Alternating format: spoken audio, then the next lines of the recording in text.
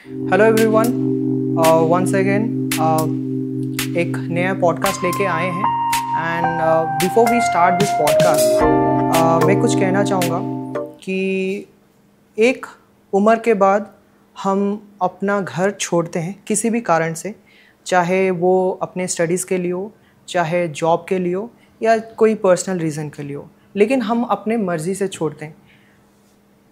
लेकिन मान लीजिए आप अगर अपने मर्ज़ी से ना जाकर आपको निकाला जाता है तो आपको कैसा लगेगा। जब हम खुद अपने कोई कारण से जाते हैं तो हमें वो गलियां, हमें दोस्त, वो रिश्ते, बहुत सारी चीज़ें याद आते हैं वक्त वक्त पर। लेकिन जब हमें ये पता चलता है कि हम हमारे घर ही नहीं जा सकते और हमें कोई मौका नहीं मिलता कि हम उस बारे में सोच भी पाएँ, क्योंकि ना हमें किसी चीज़ का सपोर्ट है। ऐसे बहुत सारी चीज़ें हैं जो कि मैं I am not the right person to say all this. So we are now discussing about Kashmir के बारे में। कश्मीर 1989 से 1991 तक क्या हुआ था, उससे पहले क्या हुआ था। आप सबने कश्मीर फाइल्स देखा होगा।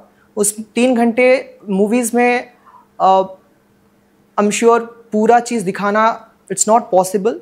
सो वी हैव टुडे हमारे साथ आज हैं बेला जलाली जी, नमस्कार। रोहित रवि भट्ट जी, नमस्कार, एंड राहुल कौल जी, नमस्कार। सो इनके साथ हम आज जानने की कोशिश करेंगे। मेरे भी कुछ सवाल है, मैं भी कुछ सीखूंगा, जानूंगा और समझने की कोशिश करूंगा कि आखिर क्या हुआ था और क्यों हमारे देश के नागरिक होने पर भी उस जगह से उनको अपने घर, अपने ज़मीन, अपने रिश्ते तोड़ने पड़े उस जगह से। Let's start this conversation. कैसे हैं आप लोग सब?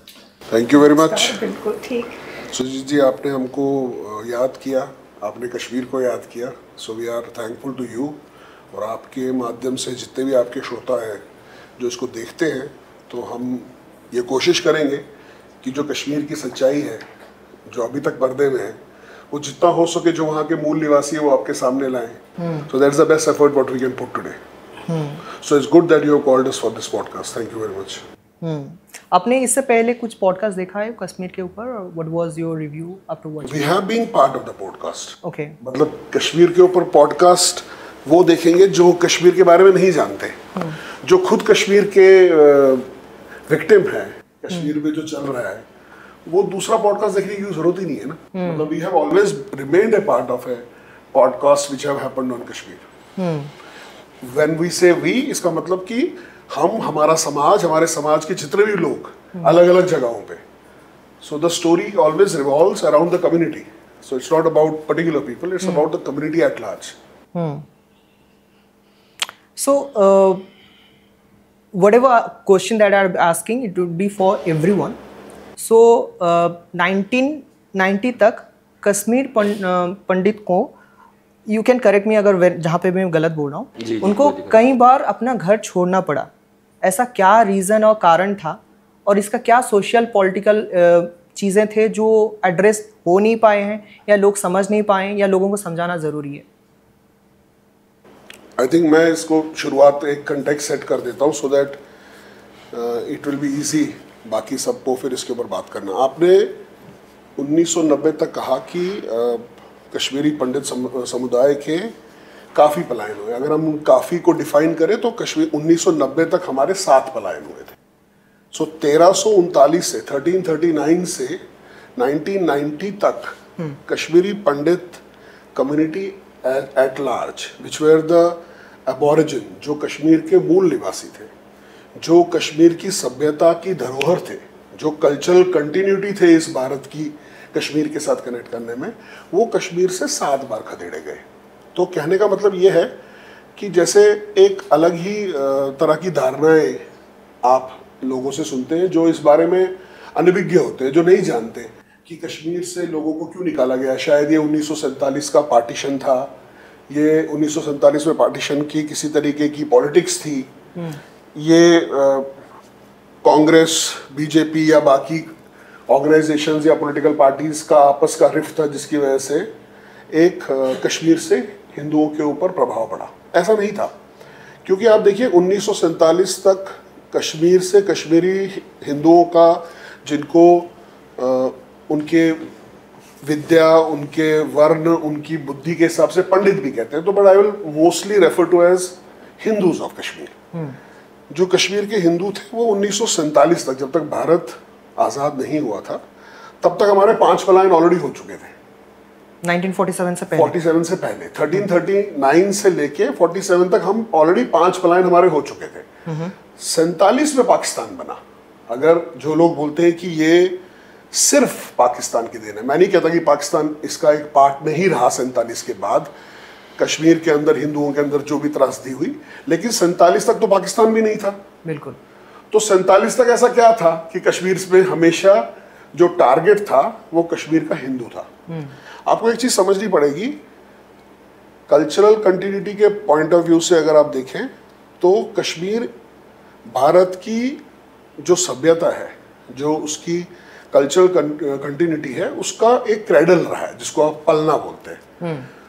आप भारत में किसी भी तरीके का जो भी whether it is related to grammar, whether it is related to shaurya, whether it is related to shastra, whether it is related to spiritualism, इसका क्रेडल जो था वो कश्मीर से आता था। कैसे और कौन? आज विश्व में अराउंड 80 कंट्रीज 40 लैंग्वेज में ग्रामर के ऊपर रिसर्च करते हैं। जो कश्मीर में एक स्कॉलर हुआ करते हैं पनिनी। पनिनी ने पूरे वर्ल्ड को एरर फ्री ग्रामर ये कश्मीर से दिया। ओके। आज वर्ल्ड में मोस्टली वेस्टर्न कंट्रीज में त्रिका पे, तंत्र लोक पे, ओके, और इन चीजों पे, शिव सूत्रों पे, शैविज्म, कश्मीर शैविज्म के ऊपर रिसर्च होता है। इसके जो कर्ता धर्ता थे आचार्य अग्निगुप्त थे, आचार्य विष्णुगुप्त थे, जिन्होंने शिव सूत्र और हमें तंत्र लोक को दिया, जो कश्मीर शैविज्म के ऊपर आज स्टडी होती आई है हजारों साल से। 11वीं-12वीं शताब्दी की बात कर रहा हूं मैं।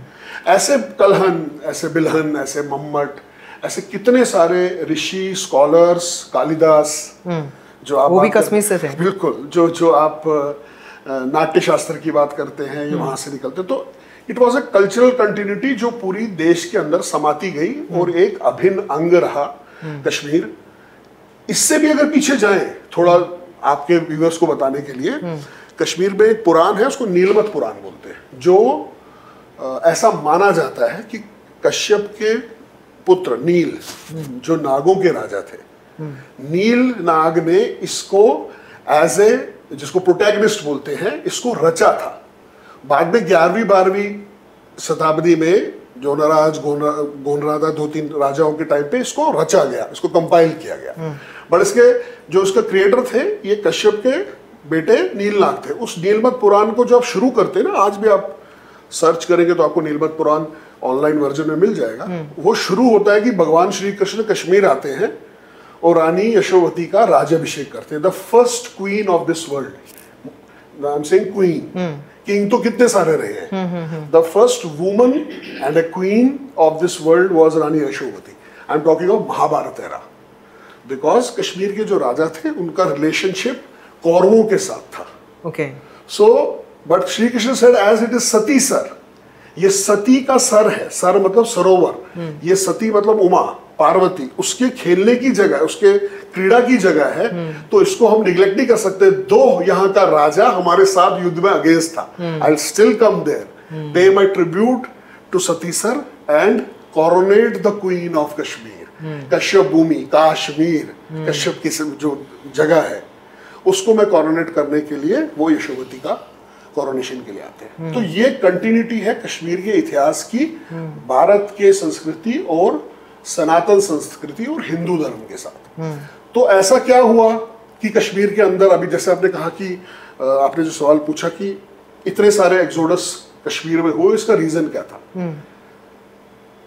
इस्लामिक इन्वेजन्स जब शुरू हुए, जब ग्लोबली इस्लामिक इन्वेजन शुरू हुआ, इसकी एक बहुत बड़ी रीढ़ की हड्डी और इसका एक बहुत बड़ा, जिसको बोलते हैं बैरियर, आप बैरियर बोल ही सकते हैं, मैं बोलता हूँ कि एक जहां पर आपका एक कॉन्सेंट्रिक न्यूक्लियस होता है, वो कश्मीर रहा है हमेशा से।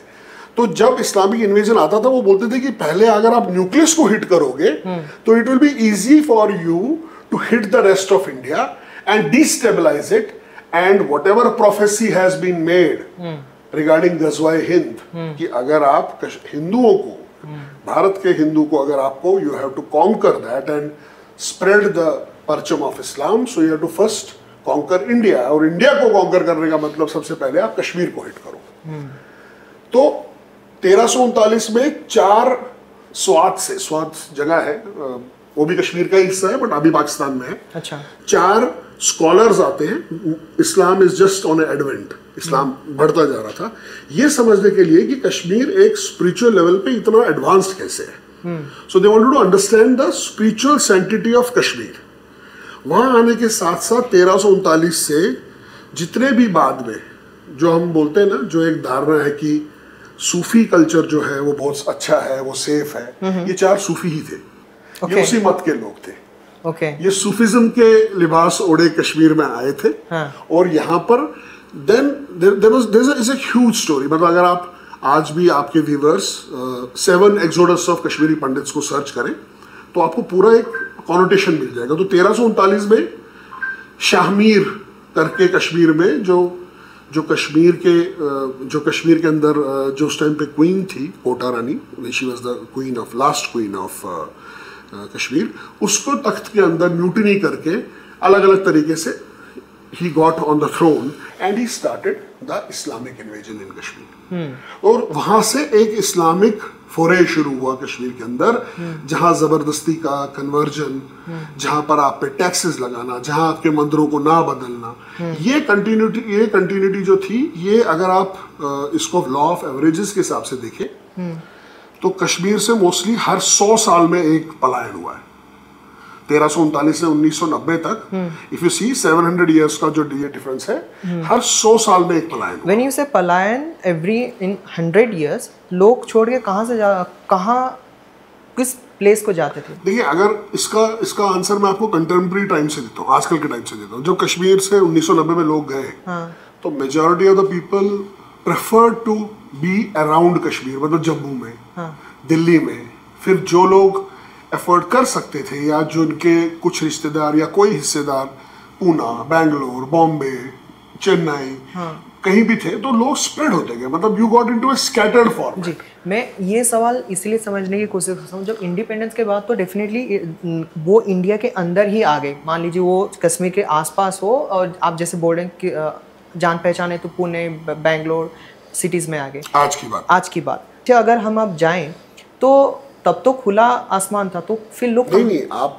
Kashmir, India has been a culmination of unions. Correct. तो तब भी आपके पास भले ही नाम अलग थे, तब भी आपके पास दिल्ली था, इंद्रप्रस्थ था, तब भी आपके पास जगहें थी, उत्तर प्रदेश था, उत्तराखंड था, दिल्ली थी, पंजाब, लाहौर भी था आपके पास। लाहौर भी था। तो लाहौर था, इलाहाबाद, नेहरू जी तो इलाहाबाद में गए थे, उनके पिताजी थे। बिल्कुल। एक बहुत बड़ा सेक्शन यूपी में गया, यूपी में चला गया, जैसे लखनऊ में गए, एक बहुत बड़ा उस टाइम पे सेक्शन। मतलब ये तीसरे चौथे पलायन की बात है, जो बाद में उनकी जनरेशन आज कश्मीरी भी बोल नहीं पाती, हमारी मूल भाषा भी बोल नहीं पाती। तो जो ये स्प्रेड आउट हुआ, it was around Kashmir and far of Kashmir also.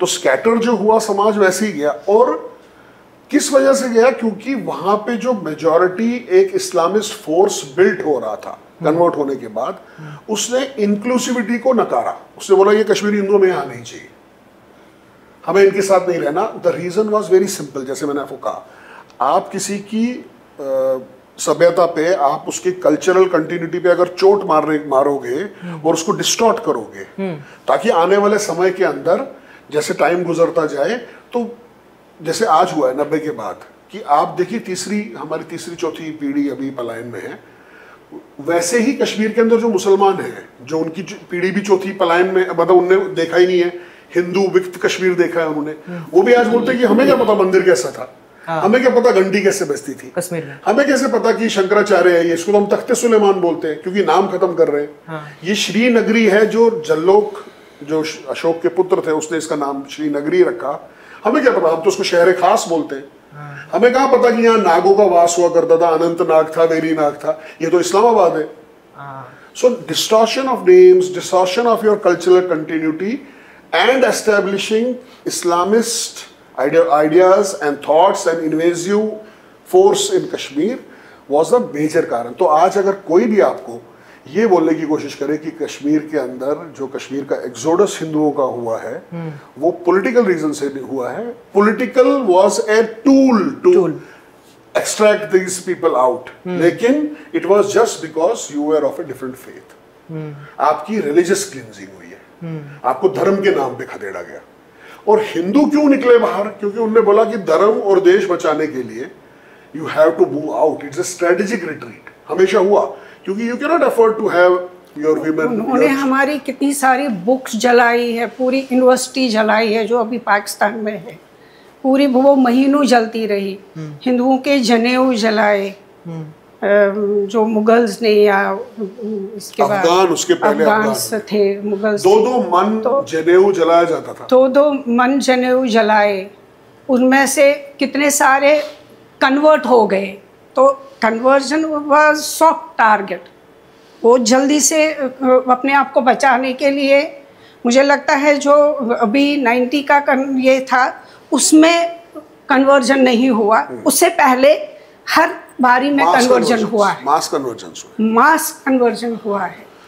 क्योंकि तब बाहर जाने की किसी के पास क्षमता भी नहीं थी, गरीबी भी थी, it was a poverty, exposure नहीं था, तो people were forced to get converted. क्योंकि नारे ही तब भी ऐसे ही होते थे, रलियो चलियो या गलियो, या मिल जाओ।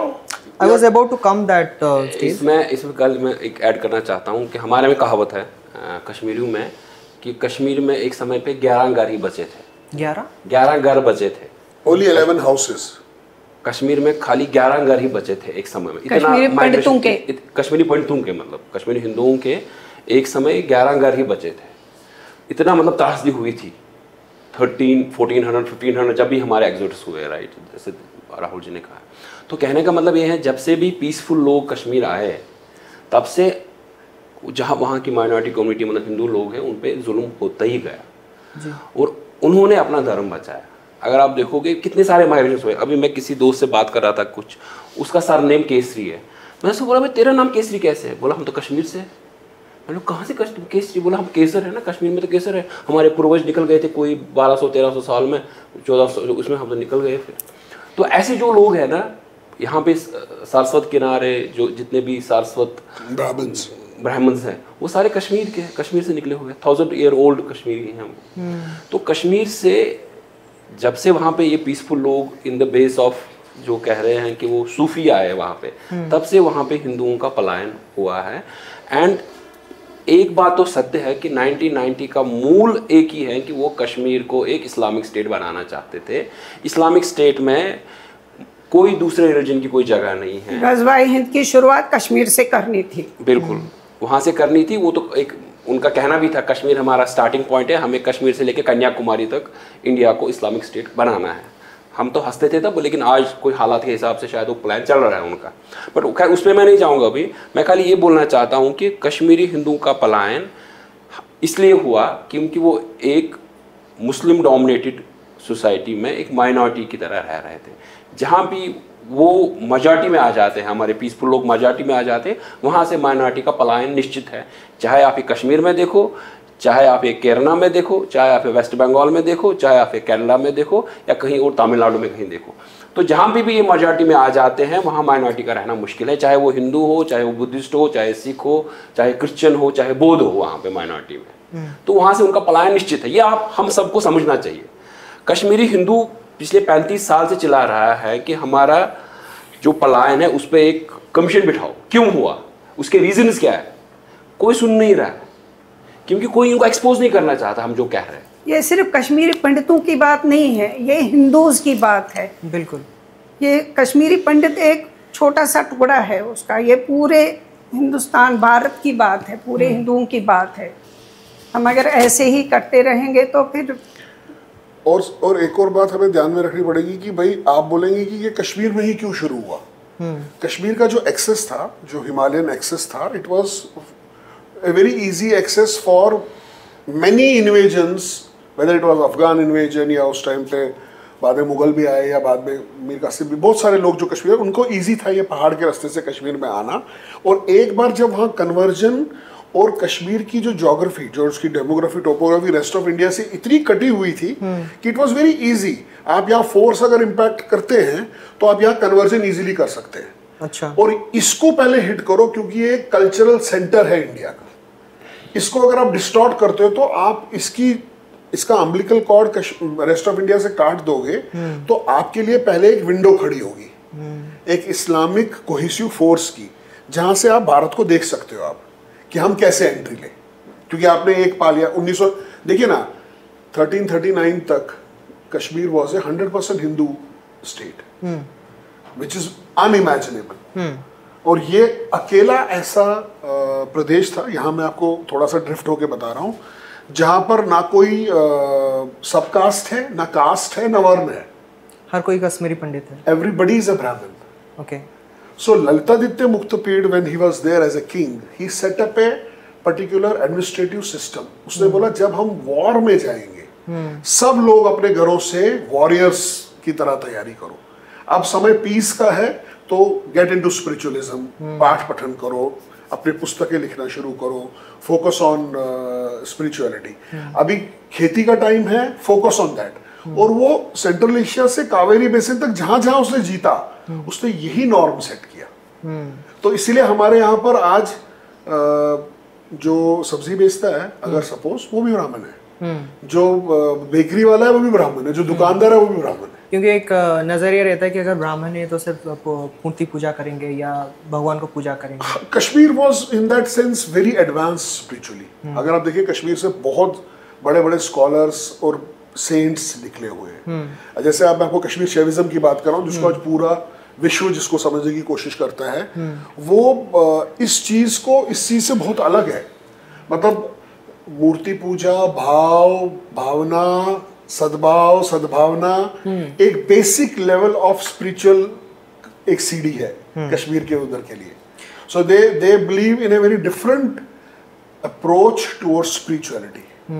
जैसे आदि शंकराचार्य जब कश्मीर की तरफ आए, जब बुद्धिस्ट इन्फ्लुएंस कश्मीर में काफी स्ट्रॉन्ग था, तब Adi Shankaracharya was a believer of Shiva. He said Shiva is everything, it is a start, आदि अनादि अंत शिव है। तो कश्मीर में आके whatever happened there at that time, उसमें अगर जाएंगे तो it will be very long discussion. तो he believed that it is not Shiva alone, it is a shakti also. सो शिव, ये जो प्रकृति, ये जो कॉस्मिक कॉन्फ्लुएंस है, ये शिव और शक्ति का संगम ही है, which is driving this entire cosmic. So he believed in that, that is why Kashmir में एक जगह है खीर भवानी करके उसको बोलते हैं, वो माता रागिना का है, जो श्रीलंका से हनुमान जी ने वहां पे लेके आई थी। जब रावण श्रीलंका से या कश्मीर सती देश, क्योंकि रागिना सॉरी कहाँ से कहाँ लाए थे? श्रीलंका से। वो रावण की इष्ट देवी थी। ओके। रागिना देवी है, देवी का, दुर्गा का ही स्वरूप है, एक रागिना देवी है। She by nature she is a सात्विक। वो बलि नहीं लेती। कश्मीर में ऐसी बहुत सी देवियां, दुर्गा है, जैसे हमारी शारिका है, ज्वाला है, वहां पे बलि चढ़ती है, वहां पे मांसाहार होता है, ये नहीं लेती। तो जब रावण अपनी साधना के चक्कर में, उसको सिद्ध करने के, डार्क साधना को चक्कर में प्रूव करने में बलि देना शुरू किया, she requested Hanuman that you take me to Sati Desh. Kashmir सती देश, ये सतीसर इज कश्यप, और कश्यप की भूमि सतीसर, ये वहां। तो 365 नागों के साथ रागिना देवी का प्रादुर्भाव हुआ कश्मीर के अंदर, वो खीर भवानी है। वहां पर आके इट इज बिलीव्ड दैट आदि Shankaracharya when he looked at that statue which emerged out of, उसकी एक अलग स्टोरी है, वो कैसे वो आया स्टैचू, पानी में से निकला वो। तो तब उसने वहां पर एक बहुत ही फेमस एक पूजा है, उसको मंत्रोच्चार की पूजा है, वो उसने वहां पे रिसाइट की देखते हुए उसको। तो वो आज भी हम गाते हैं जब वहां जाते हैं, क्योंकि वहां उसको शक्ति का सामना हुआ। वो एक ही जगह है जहाँ शिव और शक्ति एक साथ है। करेक्ट। बाकी और कहीं भी नहीं है, शिव और शक्ति एक साथ कहीं भी नहीं। बिल्कुल। एक ही जगह है वो पूरे भारत में, या जो भी है जहाँ शिव और शक्ति साथ में है। मेरा अब ये सवाल रहेगा कि 1990 में ऐसा क्या इंसिडेंट हुआ जो ट्रिगर हुआ कि कश्मीर पंडितों को वहाँ से मूव होना ही पड़ा? There is no other way they can stay over there. Why don't you give that incident, entire incident story की 90 कैसे बना? और देखो ये एक इंसिडेंट अगर है तो 19 जनवरी, अगर आप मुझे एक इंसिडेंट बताओगे 19 जनवरी को क्या हुआ। 19 जनवरी को पूरे कश्मीर में जितनी भी मस्जिदें थी, मुझे याद है सैटरडे था उस दिन, एक पिक्चर आ रही थी सैटरडे को 19 जनवरी 1990 वो रात को, तब तक तो एक्टिविटीज़ हो रही थी हमारे against, but it was like ठीक है। बट उस दिन क्या हुआ, उस दिन हर एक मस्जिद से लोग मस्जिदों में जमा हुए और हम तो घरों में, हमें पता नहीं है, मस्जिदों में बाहर से आवाज़ आने लगी कि हमें कश्मीर चाहिए, कश्मीरी लेडीज़ के साथ में कश्मीर हिंदुओं के बगैर, काफिर ज़ालिमो कश्मीर हमारा छोड़ दो, मतलब ऐसे ऐसे नारे लगे उसमें कि मैं बता नहीं सकता हूँ, बट ठीक है। ऐसे जैसे कश्मीर फाइल्स में एक नारा लगाया था कि कश्मीरी बंदों के लिए सोल्यूशन है कि रेली चलियो या गलियो, या मरने के लिए तैयार हो जाओ या भागो या कन्वर्ट हो जाओ, ठीक है। तो उस दिन उस पूरी रात को ही चलता रहा और वो जालिम बहुत सारे नारे, मुझे याद नहीं वो सारे नारे, बट उस दिन की जो रात थी कि वो एक कयामत की रात थी हर एक कश्मीरी हिंदू की। आप इमेजिन कर सकते हो, प्लान था, हर जगह पूरा चल रहा था। एक मोहल्ले में करीब 15 हिंदू घर है और उसमें 1000 मुस्लिम घर है, और ये रात भर आवाज़ें मस्जिदों से लाउड स्पीकर से चलती रही, और कोई आपकी हेल्प करने के लिए आ नहीं रहा है, टेलीफोन चल नहीं रहा है, कोई उठा नहीं रहा है, कुछ आर्मी कुछ नहीं कर रही, कोई आ नहीं रहा है। ये शहर गाँव में हुआ, मतलब इट इज़, अभी हम महाराष्ट्र में है तो महाराष्ट्र के हर एक गाँव हर एक शहर में होना, और तब इंटरनेट नहीं था, तब सोशल मीडिया नहीं था, मोबाइल नहीं था, कुछ नहीं था। एक ऐसी साजिश पूरे कश्मीर में रची गई जिसके कारण हिंदुओं को सोचना पड़ा, क्योंकि उस दिन हर एक माँ बाप ने अपने, जिनके पास बेटियां थी, माँ बहनें थी, उन्होंने उनके पास चाकू रखा था या पेट्रोल ये रखा था, कैरोसिन था उन दिनों घरों में, वो रखा था कि कभी अभी आए हमला करने के लिए और हमें अभी मारे। तो उस दिन पूरी रात भर यही चलता, हर एक शहर गांव में यही चलता रहा। उस दिन टारगेट कश्मीरी हिंदू था, उसमें यही था कि हमको यहाँ पाकिस्तान बनाना है, हमको कश्मीर चाहिए विद कश्मीरी हिंदू लेडीज़, जितने भी हिंदुस्तान के जहाँ जितने भी लोग हैं हमें उनको ख़त्म करना है। ये ऐसे ऐसी कुछ बातें हो रही थी वहाँ पे। तब के चीफ मिनिस्टर कौन थे? तब का chief minister actually Farooq Abdullah था, बट उस समय तभी जगमोहन 17 जनवरी को जगमोहन ने टेक ओवर किया था, हटा दिया था, बिकॉज फारूक अब्दुल्ला भाग गए थे लंदन, तो शायद रिजाइन करके भाग गया था, तभी जगमोहन जी को लाया गया था एज ए गवर्नर, तो गवर्नर रूल लगाया गया था उस दिन। उसे ज्वाइन नहीं किया था, वो जम्मू में ही था, अभी श्रीनगर पहुंचा भी नहीं था, तो ये इंसिडेंट हुआ। तो हम किसी को भी फोन करें, कोई हमारी बात सुन नहीं रहा है, मतलब ये हम तो खैर हम तो आम लोग थे, लेकिन हमारे भी जो IAS ऑफिसर्स थे हमारे में, उनका भी कोई फोन नहीं उठा रहा है। ये तो उन्होंने खुद बोला है कि पूरा पैरालाइज सिस्टम था, कि वो पूरा फोकस था कि उस दिन हमें लगा कि भैया हम यहाँ सुरक्षित नहीं है। ये फियर साइकोसिस जो एक उस दिन जो रात को हुआ ना, उस रात के बाद सबने, मतलब 90% लोगों ने डिसाइड किया कि जो अर्लीस्ट जो यहाँ से हम निकल सके, अपने धर्म को बचाने के लिए, अपनी इज्जत बचाने के लिए और अपने देश के लिए। ये एक मेन, मतलब ये एक, बाकी तो हुए तो बहुत सारी चीजें। फिर आपके मंदिर टूटे गए, आपकी लेडीज का रेप हुआ, आपको जो हर बार आपको डराया जाता था, जैसे मोहल्ला होता है तो उसमें सुबह सुबह आदमी निकलता है कुछ लाने के लिए, तो 10 लोग बोलेंगे अच्छा आप निकले नहीं अभी तक, आप ज़रा ध्यान रखिए, आपका भी नंबर है हिट लिस्ट में। अच्छा, दरवाजों पर चिट्ठियां चिपकाते थे। तो वो तो अलसफा वगैरह ने तो दरवाजे पे चिट्ठियां चिपकाई, वो तो हमारे घर, मेरे खुद के घर में अलसफा के दरवाजे, वहाँ पे पेपर निकलता था चट्टान, ठीक है, उसमें निकाला था कि हमें हिंदुओं को टारगेट, कश्मीरी हिंदुओं को target from the age of 15 to 35 में टारगेट करना है, उसमें निकलता था सीधा 15 से 35 तक यूथ को टारगेट करना है। okay. ऐसा उसमें पेपरों में आता था कि उनका इजी था कि अगर किसी को भी मारना है ना, ये काफिर है, ये मुखबिर है, सॉरी मुखबिर मीन्स इज अ इन्फॉर्मर। किसी को भी मार रहा हो, ये इंडियन आर्मी का इन्फॉर्मर था। ये मैं आपको एक छोटा सा एग्जांपल देता हूँ। मैं 11th में पढ़ता था, मतलब 10th दिया था मैं क्लास निकला था, अपने श्रीनगर में ही था, मैं गणपत यार से निकला था, मुझे जाना था परशार, मतलब दूसरी जगह, दूसरे मोहल्ले में जाना था। एक आर्मी वाले ने मेरे से रास्ते में पूछा टाइम क्या आया, तो मैंने उसको पूछा, बोला कि 3:30 बजे कुछ ऐसा टाइम था उस समय दोपहर। मैं गया, अब जैसे मैं इस जगह से निकला, वो उस गणपत यार की उस गली से निकल के आगे निकल गया, हबगदल जब पहुंचा मैं, हबगदल पे 3 लोगों ने मुझे घेर लिया, लेके अंदर गली में लेके गए, बोले मतलब ए हिंदू इसको आर्मी को क्या बता रहा था तो मैंने बोला मैं कुछ नहीं बता रहा था, उसने मुझे टाइम पूछा था तो मैंने उसको 3:30 बताया टाइम। बोला क्या टाइम हुआ है? मैंने बोला 3:30। बोला ये इंडियन टाइम है, पाकिस्तानी टाइम क्यों नहीं रखा तूने घड़ी में? आधा घंटा पीछे। ठीक है, तो ऐसे ऐसे इंसिडेंट। ठीक है, मैं हमेशा वहाँ पे मतलब टीका करके निकलता था, तो घर वाले डरते थे भाई क्यों टीका, अभी भी शायद टीका करा होगा मैंने, तो मेरी आदत थी बचपन से मैं टीका करके निकलता था। बट टीका करके भी लोग निकल नहीं पाते थे क्योंकि उतना डर था कि भैया क्या होगा, पहचान में आ जाएंगे हिंदू। हमारे टिकलाल टपलू जी थे, हमारे लीडर थे। 14 सितंबर 1989 में उनको शहीद किया गया। तो एक अगर आपके लीडर को ही टारगेट किया गया है तो आपका फिर नीचे का पूरा वो तो डर ही जाएगा ना। ठीक है, ऐसे हर एक रीजन में उन्होंने श्रीनगर में टिकलाल टपलू जी को किया, प्रेमनाथ भट्ट को अनंतनाग में किया, ऐसे हर एक। मकबूल भट्ट एक था जिसने इंडियन एयरलाइंस का जहाज को ये हाईजैक किया था, उसको फांसी देने वाले जो थे जस्टिस नीलकंठ, उनको मार दिया बीच रास्ते में, और उसकी बॉडी किसी को उठाने नहीं दी, और बोला जो उठाएगा वो भी उसको मार देंगे। तो ऐसे फियर साइकोसिस के सिस्टम जो पैदा किए ताकि आप वापस बची कुची हिंदू एंटिटी को यहाँ से कैसे खत्म करो। एक इलाके में अगर कोई फेमस आदमी है हिंदू, उसको मारो पहले, उसको मार के फिर उस इलाके सारे, और वो जब सेफ नहीं तो हम कैसे, जैसे गांव का सरपंच ही सेफ नहीं है तो बाकी गांव वाले कैसे सेफ है? तो ऐसे उन्होंने ऐसे कर। When you say 15 to 35, कोई स्पेसिफिक जेंडर था या सिर्फ? नहीं, जेंडर हिंदू ऐसे उन्होंने हिंदूज लिखा, कश्मीरी पॉइंट्स को बोला। टारगेट लड़के लड़कियां बोथ। इट वाज नॉट कि ओनली लड़के लड़कियां बोथ। जेंडर मींस 15 से 35 के एज ग्रुप में जो भी आता है, हिंदूज आपका पड़ोसी आपके इनको बताता था जो उस एरिया में जितने भी ये उग्रवादी मिलिटेंट ऑर्गेनाइजेशन थी कि इस घर में 2 लड़के हैं, 3 लड़कियां हैं, एक औरत है, कौन रहता है? आपके पड़ोसी ने आपकी इंक्लूसिविटी को नकार दिया। जैसे आज लोग बोलते हैं जो ये साहब घड़ियाली आंसू चल रहे हैं कि कश्मीर अधूरा है, कश्मीरी हम तो चाहते हैं ये आए यहाँ पर।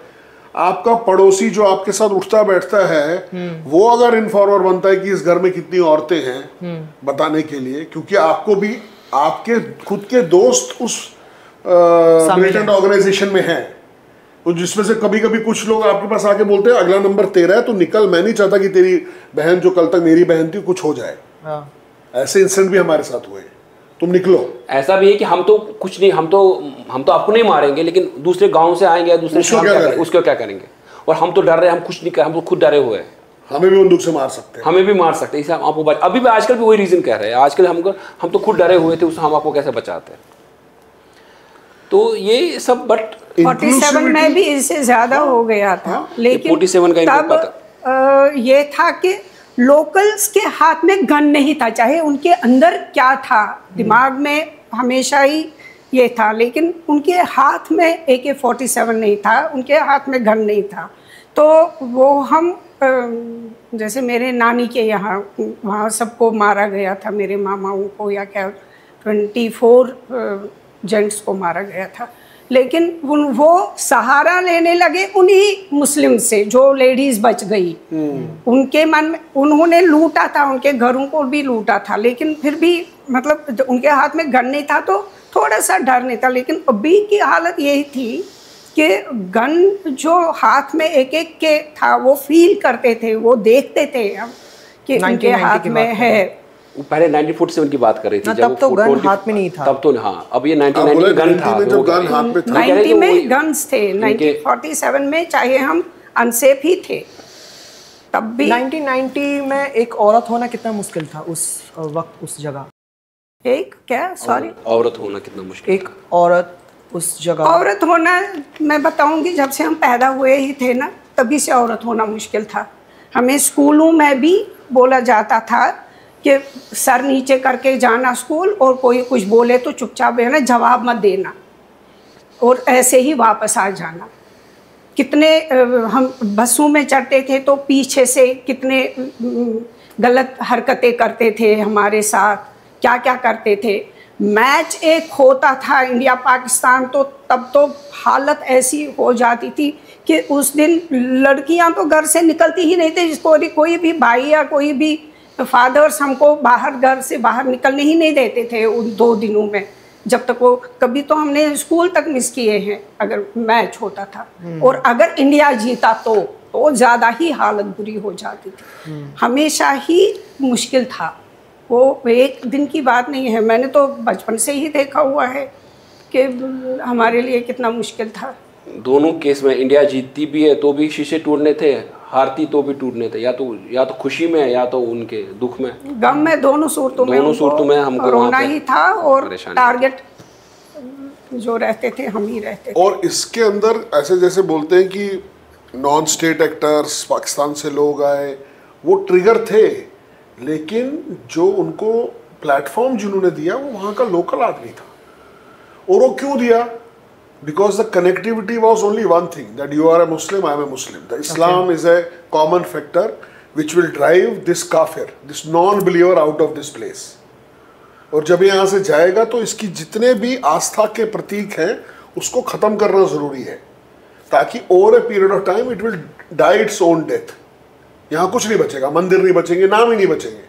अगर बाहर से पाकिस्तान से 1000 आए थे, 10,000 भी आए थे, जो लाखों सड़कों पर होते थे, वो कहाँ से आए थे? तो कश्मीर के ही थे ना। वो कहाँ से आए थे? वो तो लोकल ही थे ना सारे, जो मस्जिदों में ये करते थे। और ऐसा नहीं कि कोई ये जो बोलते हैं गुमराह लोग थे, नौकरी नहीं थी, पढ़े लिखे नहीं थे।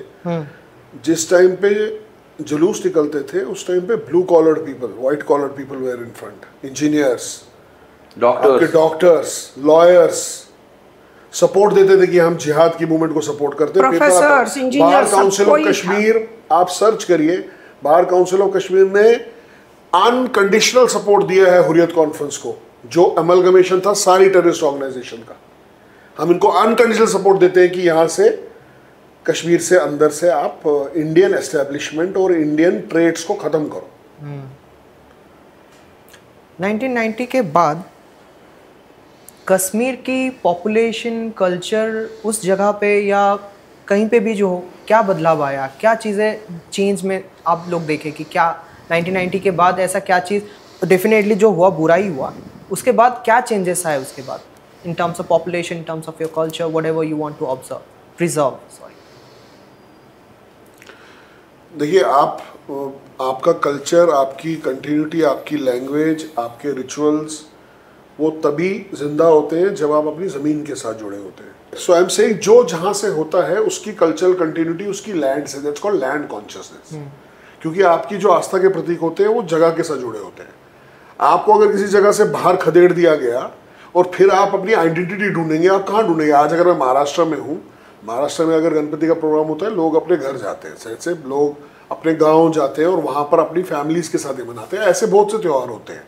ये खाली त्यौहार ही नहीं है, आपकी कंटिन्यूटी आपके लोगों के बीच में, आपके समाज के साथ, आपकी जगह के साथ रहती है। जब आप बोलते हो आप you are Hindus of Kashmir, आप you are Hindus of XYZ, you are Hindus of Punjab, you are Hindus of Delhi, Hindus of UP, तो वो क्यों बोलते हैं ऐसा? क्योंकि वो वहाँ से हैं और वहाँ से वो अपनी कल्चरल कंटिन्यूटी की बात करते हैं। जब आप यहाँ से उखाड़े जाते हो, जन्मभूमि से ही उखड़ गए, तो आपका जो कल्चर, आपके रिचुअल्स, आपके जो तौर तरीके हैं वो भी बदलना शुरू हो जाते हैं, वो भी इम्पैक्ट में आते हैं। तो तभी हम हमेशा से कहते हैं कि कश्मीरी हिंदू समाज का सिर्फ पलायन ही नहीं हुआ है, इनका जाति विध्वंस हुआ है। They are suffering a genocide. ये अगर 3 लाख 4 लाख 90 में निकले, आज 7 लाख लोग एक जेनोसाइड के विक्टिम है। क्योंकि जेनोसाइड के कुछ कोवेनेंट्स हैं, अगर आप उन कोवेनेंट्स को पूरा करते हो, आपकी कल्चरल कंटिन्यूटी, आपकी डेथ्स इन एग्जाइल, आपकी आइडेंटिटी छुप जाती, खत्म हो जाती है। तो 8 कोवेनेंट है, आप वो सब पार कर चुके हो। अभी आप डिनायल ऑफ जेनोसाइड में हो कि कोई मानना नहीं चाहता कि इतना कैसे हो सकता है आपके साथ। एक पूरा का पूरा समाज ही खदेड़ा जाता है उस समय जब भारत आज़ाद है। शायद कल जाके कोई ये भी बोल दे कि काल्पनिक है। नहीं, कैसे बोलेगा ना, हम तो सामने पक्ष है ना। आप जो साक्ष्य को क्या आशा, हम तो सामने खड़े हैं ना साक्ष्य, हमारे बाद हमारे बच्चे हैं ना। हमारी जो एग्जाइल कॉन्शियसनेस है और जो दर्द है वही हमारी ताकत है, हम उसी को ताकत बनाते हैं, हमारी रेजिलियंस का। हम उसको, ये हम भूलते नहीं है। 1800 साल के बाद ज्यूस को भी वापस जेरूसलम मिला था। तो ऐसा नहीं कि हमारा 1800 साल तक का ये, हम तो चाहते हैं कि भाई जो हमारे साथ हुआ है वो ना हो, क्योंकि उस समय में जो हुआ आज का समय तो बहुत एडवांस है ना। आप एक secular so called democratic country के अंदर रहते हैं जहां पर एक समाज, जहां पर आपकी सरकार सीए और एनआरसी के लिए लड़ती है कि भाई दूसरे हिंदू जो वहां पे त्रस्त है उनको यहाँ लाके सिटीजनशिप दी जाए, आपके यहाँ अपना ही हिंदू एक रिफ्यूजी बना हुआ है देश में। तो कहने का मतलब ये है कि nobody can put a cover to this episode of genocide of Kashmiri Pandits। ये जो इसके डार्क सीक्रेट्स हैं, क्योंकि अगर आप इसके ऊपर जितना उसको परत खोलने की कोशिश करते हो, इसमें बहुत से लोग एक्सपोज होते हैं। वो लोग भी एक्सपोज होते हैं जो इसको जरिया बना के अपनी एम्बिशंस, अपने पॉलिटिकल डिस्पेंसेशन को बढ़ाने की कोशिश करते हैं। तो कल्चर खत्म होता ही है, coming back to culture and all, you lose your roots, आपकी आइडेंटिटी, आप सब जो आप मिक्स हो जाते हो दूसरी सभ्यताओं के अंदर। आप अपने जहाँ मेरी इष्ट देवी है या हमारे जितने समाज की इष्ट देवियाँ हैं, हमारे शक्तिपीठ हैं, हम उधर वहाँ नहीं जा सकते। आप अपने ही मूल जगह में, जिसके आप मूल निवासी हो, क्योंकि वो आपकी वजह से है, वहाँ आप टूरिस्ट बन के जाते हो। और जब टूरिस्ट बन के जाते हो तो फिर लोग बोलते हैं कि टेररिज्म नहीं है क्योंकि टूरिज्म बढ़ गया है।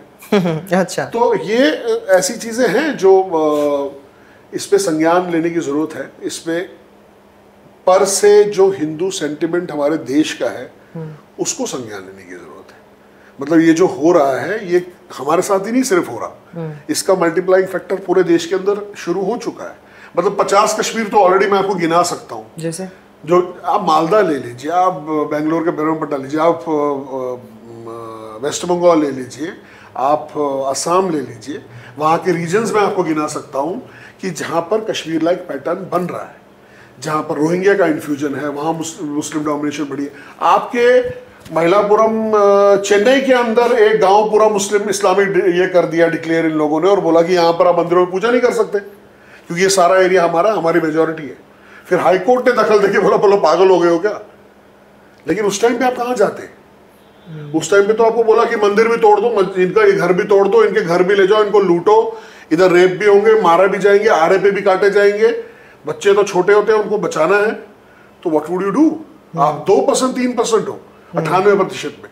यहाँ जहाँ हिंदू बहुल है, छोटा एग्जाम्पल, आपका शाहीन बाग हुआ, पूरा नेशनल कैपिटल पैरालाइज हो गया, एक 500 लोगों ने पूरे पैरालाइज करके रख दिया। आपका जमुना पहाड़ जो वहां पर हुआ था, जब घरों से पत्थर मारे गए थे, 98% हिंदूज और 2% मुसलमानों ने पूरा पैरालाइज कर दिया पूरे सिस्टम को। तो आप अपीसमेंट की पॉलिसी से, आपकी भाई एक समाज खुश रहना चाहिए हमेशा, आप दरकिनार नहीं कर सकते दूसरे समाज को। तो खैर ये बातें हम करेंगे आगे भी इसके ऊपर, बट फिलहाल कल्चरली वी आर, ये तो हमारी मातृशक्ति का एक आशीर्वाद है कि इतना सब होने के बावजूद भी कल्चरली उनने अपने घरों में लैंग्वेज को जितना हो सका, अपने रिचुअल्स को बहुत, क्योंकि हमारे रिचुअल्स बहुत अलग है, बहुत रिच है। सो वी तभी कहते हैं ना कि ये कश्मीरी पंडितों को एक उपलब्धि मिली हुई थी पंडितों की। सो वेयर एवरीबडी, मतलब जहां उनका खत्म होता था वहां से हम शुरू करते थे। So it was like that, it is not any kind of a brag, मतलब हम इसमें हम कोई बड़प्पन की बात नहीं कर रहे, बट ये एक आपकी परवरिश का हिस्सा था। तो ये इसको बचाने की कोशिश आज भी हमारी मातृशक्ति कर रही है, हमारे घर की औरतें कर रही हैं, हम लोग कोशिश कर रहे हैं। जब तक इसको बचा पाएंगे तब तक बचा पाएंगे, और if it has to die its death, extinct हो जाएगी ये सभ्यता, तो देन इट्स अ डेस्टिनी। नहीं, मुझे नहीं लगता एक्सटेंड होगा, क्योंकि जब कोशिश चल रहा है और ख़ास करके इंडिया में, ऐसा तो होने नहीं देंगे, पहली बात। Okay, let's discuss about JKLF and Hizbul Mujahideen, जो मिलिटेंट ग्रुप थे, उनका क्या कंट्रीब्यूशन था 1990 में? मुझे लगता है कि JKLF ही तो स्टार्टिंग में था। इनफैक्ट हमारे एक एक्स चीफ मिनिस्टर ने कहा कि मैं फाउंडिंग मेंबर ऑफ JKLF था, ठीक है। तो ये जो कश्मीर में ये जो सारा मिलिटेंसी का चालू हुआ, टेररिज्म का, इसका तो मूल तो JKLF का ही था। जितने भी स्टार्टिंग में किलिंग्स हो गई सारी, वो JKLF के लोगों ने करी है। एक्स मिलिटेंट ने कहा कि JKLF ex chief minister of Jammu and Kashmir ने कहा है कि मैं खुद JKLF का फाउंडर मेंबर हूँ। कौन उनका नाम आप पता कर सकते हैं, सब जगह है उनका नाम, उन्होंने बोला है। चीफ मिनिस्टर रह चुके हैं, उस समय चीफ मिनिस्टर थे जब हमको निकलना पड़ा। उन्होंने कहा है कि मैं जब वो लंदन में पढ़ाई कर रहे थे तब वो JKLF को सपोर्ट उनके फोटोग्राफ्स हैं उन सबके साथ, यासिन मलिक के साथ, उनके मेंबर्स के साथ में। तो कहने का मतलब यही, जब आपका चीफ मिनिस्टर ही बोलता है कि मैं JKLF का फाउंडर मेंबर हूँ, तो JKLF का तो मेजर रोल है। मेजर क्या हुआ, रुबिया सईद जब किडनैप हो गई, वो भी एक मेजर इवेंट था। रुबिया सईद कौन है बता दिया था। रुबिया सईद जो जब जनता दल की गवर्नमेंट थी 1989 में, VP सिंह प्राइम मिनिस्टर थे हमारे, तो मुफ्ती मोहम्मद सईद हमारे होम मिनिस्टर हुए उस समय। मुफ्ती मोहम्मद सईद होम मिनिस्टर थे। उनकी बिटिया का नाम है, जिनकी रुबिया सईद, जो महबूबा मुफ्ती की बहन, अभी जो चीफ मिनिस्टर थी पहले, महबूबा मुफ्ती की बहन रुबिया सईद। तो ये 1989 में इसको किडनैप किया है टेररिस्टों ने, और उसके बदले उसको छोड़ने के लिए उन्होंने 5 मिलिटेंट्स टेररिस्ट को बोला इनको छोड़ो। वो पहली हार थी गवर्नमेंट ऑफ इंडिया की उस दिन, जिस दिन उन्होंने वो रुबिया सईद को छोड़ने के लिए 5 टेररिस्टों को छोड़ा। जैसे उस दिन, मुझे अच्छे से याद है, जैसे उस दिन उनको लगा कि हम तो अब इंडियन आर्मी को हरा दिया हमने, जैसे इंडियन गवर्नमेंट ने उस दिन को छोड़ दिया, हर जगह जलसे निकले, हर जगह खुशियां बटी गई, क्योंकि इंडियन गवर्नमेंट मान गई, रुबिया सईद को छोड़ दिया गया और मिलिटेंट्स को छोड़ दिया गया। तो वो जो थे, वो 5 मिलिटेंट्स ने 5 लाख मिलिटेंट बनाए होंगे आज तक, इतना उनका इन्फ्लुएंस था। तो वो स्टार्टिंग तो उन्हीं से ही हुआ ना, उन्होंने किया है जो JKLF। लेकिन JKLF का क्या था, JKLF का था कि हम इंडिपेंडेंट कश्मीर चाहते हैं। उनका मेजर ये था, वी वांट कश्मीर में बेसिकली ना, कश्मीर के लोगों को ना 2-3 वहाँ पे ये थी। JKLF बोलता था कि हमको इंडिपेंडेंट कश्मीर चाहिए, हिजबुल मुजाहिदीन कहता था कि मुझे पाकिस्तान चाहिए। तो अब किसी को इंडिपेंडेंट कश्मीर चाहिए, किसी को पाकिस्तान चाहिए, किसी को चाहिए नहीं self rule, autonomy, self rule चाहिए, ऑटोनॉमी चाहिए। कि हमको हिंदुस्तान चाहिए था, हिंदुओं को वहां पे, हमको इंडिया चाहिए था, ठीक है। तो किसी को आज़ादी चाहिए थी, किसी को पाकिस्तान चाहिए था, किसी को ऑटोनॉमी चाहिए थी, सेल्फ रूल चाहिए था। तो हर एक के अपने अपने मत थे। तो अब JKLF और हिजबुल मुजाहिदीन के बीच में फिर आपस में फिर फूट पड़ गई। तो बिकॉज वो फ्रीडम चाहते थे, इंडिपेंडेंस चाहिए थे, ये बोलते थे हम पाकिस्तान चाहिए। तो जो सईद अली शाह गिलानी थे, तो वो प्रो पाकिस्तानी थे, वो कहते थे पाकिस्तान से रिश्ता क्या, ला इलाहा इल्लल्लाह, ये उनका नहरा था। क्या मतलब है इसका? पाकिस्तान से रिश्ता क्या, ला इलाहा, मतलब इस्लामिक रिश्ता है पाकिस्तान के साथ में। मतलब Pakistan is Islamic state country, we are an Islamic people, we have a Islamic majority है कश्मीर में, तो हमारा रिश्ता उनके साथ जो है वो दीन का रिश्ता है, इस्लाम का रिश्ता है। इस्लाम के रिश्ते की वजह से हमको पाकिस्तान ही मांगना चाहिए और पाकिस्तान के साथ मर्ज होना चाहिए। That was the Hurriyat slide. तो सारी जो किलिंग्स कश्मीरी हिंदुओं की वो तो JKLF नहीं करी पहले। JKLF के लोगों 4 एयरफोर्स के ऑफिसर्स भी, 4 एयरफोर्स, वो तो केस है यासिन मलिक के अगेंस्ट। अभी पता नहीं क्यों नहीं गवर्नमेंट ऑफ इंडिया उसको फ्रेम कर रही है, बट उसने तो मारा है। वो तो इसमें कश्मीर फाइल्स में भी वो दिखाया गया है कि JKLF के लोगों ने ही हमारे इंडियन एयरफोर्स के 4 जवानों को मारा है। अभी तो वो जेल में है ना? अभी तो जेल में है, लेकिन किसी और केस में है, उस दूसरे केस में, उस केस में मनी लॉन्ड्रिंग और ईडी के इश्यूज की वजह से जेल में है।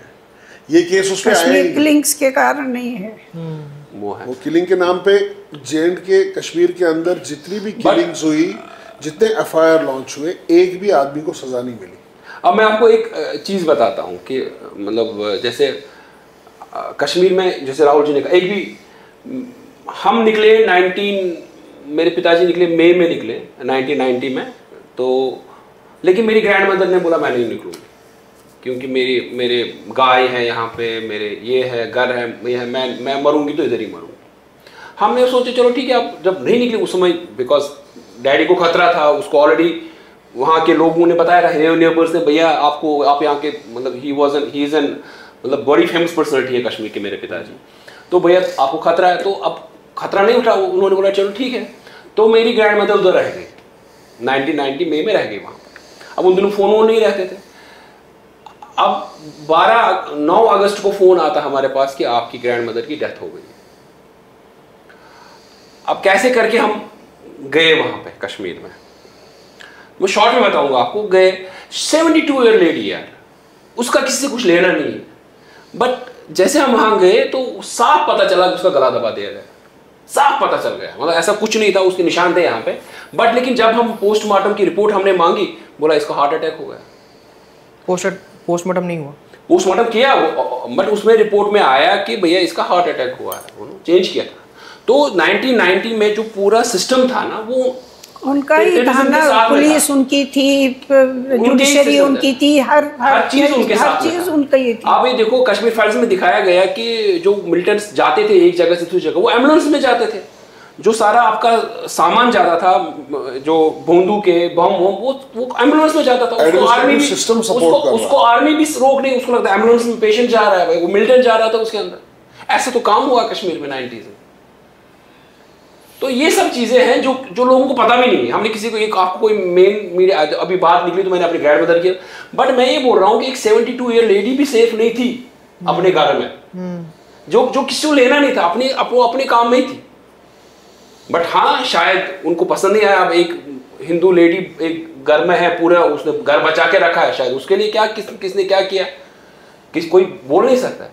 बट एंड गवर्नमेंट ने प्रूव कर दिया कि भैया ये तो हार्ट अटैक से मर गई, जबकि उसका जो सोना था वो भी निकल दिया गया था, गले के मार्क भी थे, वो थे। उन दिनों फोटो नहीं हुआ था, तो वरना मोबाइल होता तो फोटो उठा लेते। 1990 की बात कर रहा हूँ मैं। तो ऐसे कितने सारे लोग हमारे मारे गए हैं जिनका कोई रिकॉर्ड ही नहीं है, जो हमें भी अभी पता अब पता चलता है या पता ही नहीं है। ये तो मैंने आज इनको पहली बार पता चला होगा शायद, जो मेरे साथ में, कि मैंने कहीं बताया नहीं कि कभी क्या बताएंगे अब इस चीज को, है ना। ऐसे कितने ऐसे रिकॉर्ड्स में तो 1500 2000 मारे गए हैं, बट लेकिन अनगिनत इतने सारे लोग मारे गए हैं। मैं इतने ऐसे मसकर्स किए कश्मीर में, जो लोग मतलब 1990 के बाद भी जो लोग वापस जाना चाहते थे।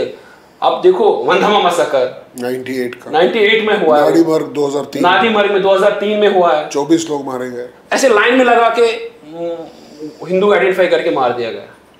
सिर्फ हिंदू है? हाँ, उस गांव से सिर्फ हिंदू को निकाल के मारा। तो ये कहने का मतलब है, अगर कश्मीर में हम रहते तो हमारा भी ऐसे मसकर कर देते वो, क्योंकि जो बचे उनमें भी उन्होंने मसकर किया, जितने छोटे मोटे जितने भी, तो भी कुछ अभी भी ये 2003 अभी भी चालू है। अभी वो राहुल भट्ट का हुआ, क्या उससे पहले वो स्कूल टीचर आधार कार्ड देख के, वो जो हिंदूज थे, हाँ, आधार कार्ड देख के वो 4-5 साल पहले की बात है, बस में से उतार के उन्होंने देखा आधार कार्ड किसका, उतार के जो वहाँ पर हिंदू था।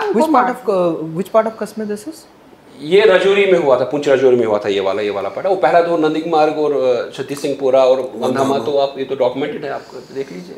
इसमें 4-6 महीने का बच्चा था इसमें, हाँ, एक मसकर में, वंधमा मसकर में 6 महीने के बच्चे को नहीं छोड़ा।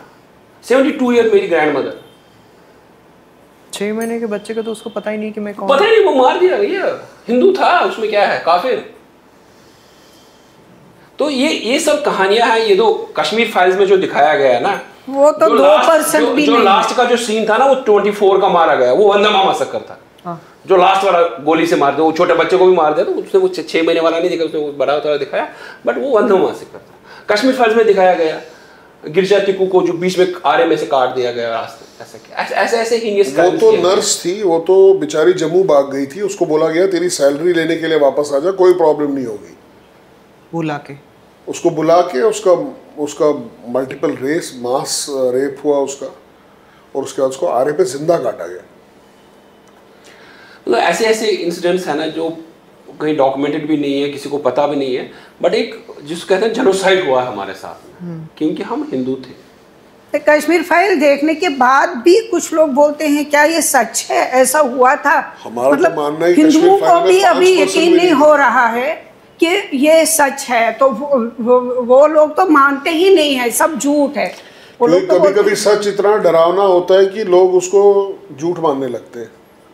कभी जब सच इतना ज्यादा एक्सपोज होता है और इतना ज्यादा भयावह होता है, तो लोग उसको झूठ मानते हैं। लोग सोचते हैं ऐसा कैसे हो सकता है, इतना डरावना सच कैसे हो सकता है। तब की पुलिस और एडमिनिस्ट्रेशन का क्या रिस्पॉन्स था? कुछ नहीं था, तो वही थे स्टेशन में रेप हुए, एडमिनिस्ट्रेशन तो उन्हीं की थी, उधर सब कुछ आपके 1990 में जब ये 19 जनवरी का एपिसोड हुआ, उस दिन इनका प्लान था, इनको रेडियो स्टेशन, टीवी स्टेशन और पोस्ट ऑफिस जनरल, ये पूरा कवर करना है, कब्जा करना है और पाकिस्तान का झंडा चढ़ाना है और डिक्लेयर करना है कि ये रेडियो आज़ाद कश्मीर है, और न्यूज़ पे भी उसमें। तो वो आर्मी का थोड़ा मूवमेंट बढ़ा, तो वहां पर उन्होंने उसको सेव गार्ड कर लिया। नहीं तो डायरेक्टर दूरदर्शन को भी मारा, वो भी कश्मीरी पंडित थे, वो तो उनकी सीट पे मारा उनको, लसा कोल, वो तो जहां बैठते थे उधर ही मारा। तो कहने का मतलब ये है कि टारगेटेड चुन के किलिंग ये करना कि आपके समाज के लोग डर से यहाँ से निकल जाएं, ताकि यहाँ अपनी धरोहर को छोड़ दो आप यहाँ। तो ये मानसिकता ऐसा नहीं कि एक दिन में हुआ है, 2 दिन में हुआ, कई सालों से हो रहा था। मैंने आपको पहले ही बताया कि ये 7वां पलायन था। तो 7 पलायन के अंदर ये माइंडसेट तो चल ही रहा है कि कश्मीर को हिंदू मुक्त करना है। आप कश्मीर को हिंदू मुक्त करोगे, लेकिन जब जिसके 5000 साल के रूट्स हो, वो आसान नहीं होता उसको उखाड़ना। आप 1400 साल पहले आए हो और 700 साल पहले आपने इन्वेजन किया है। आप 5000 साल के रूट के साथ अगर आप उसको उखाड़ने की कोशिश करते हो, तो there is some kind of a divine intervention plus some resistance also from the place itself which rises and says कि you can not do it.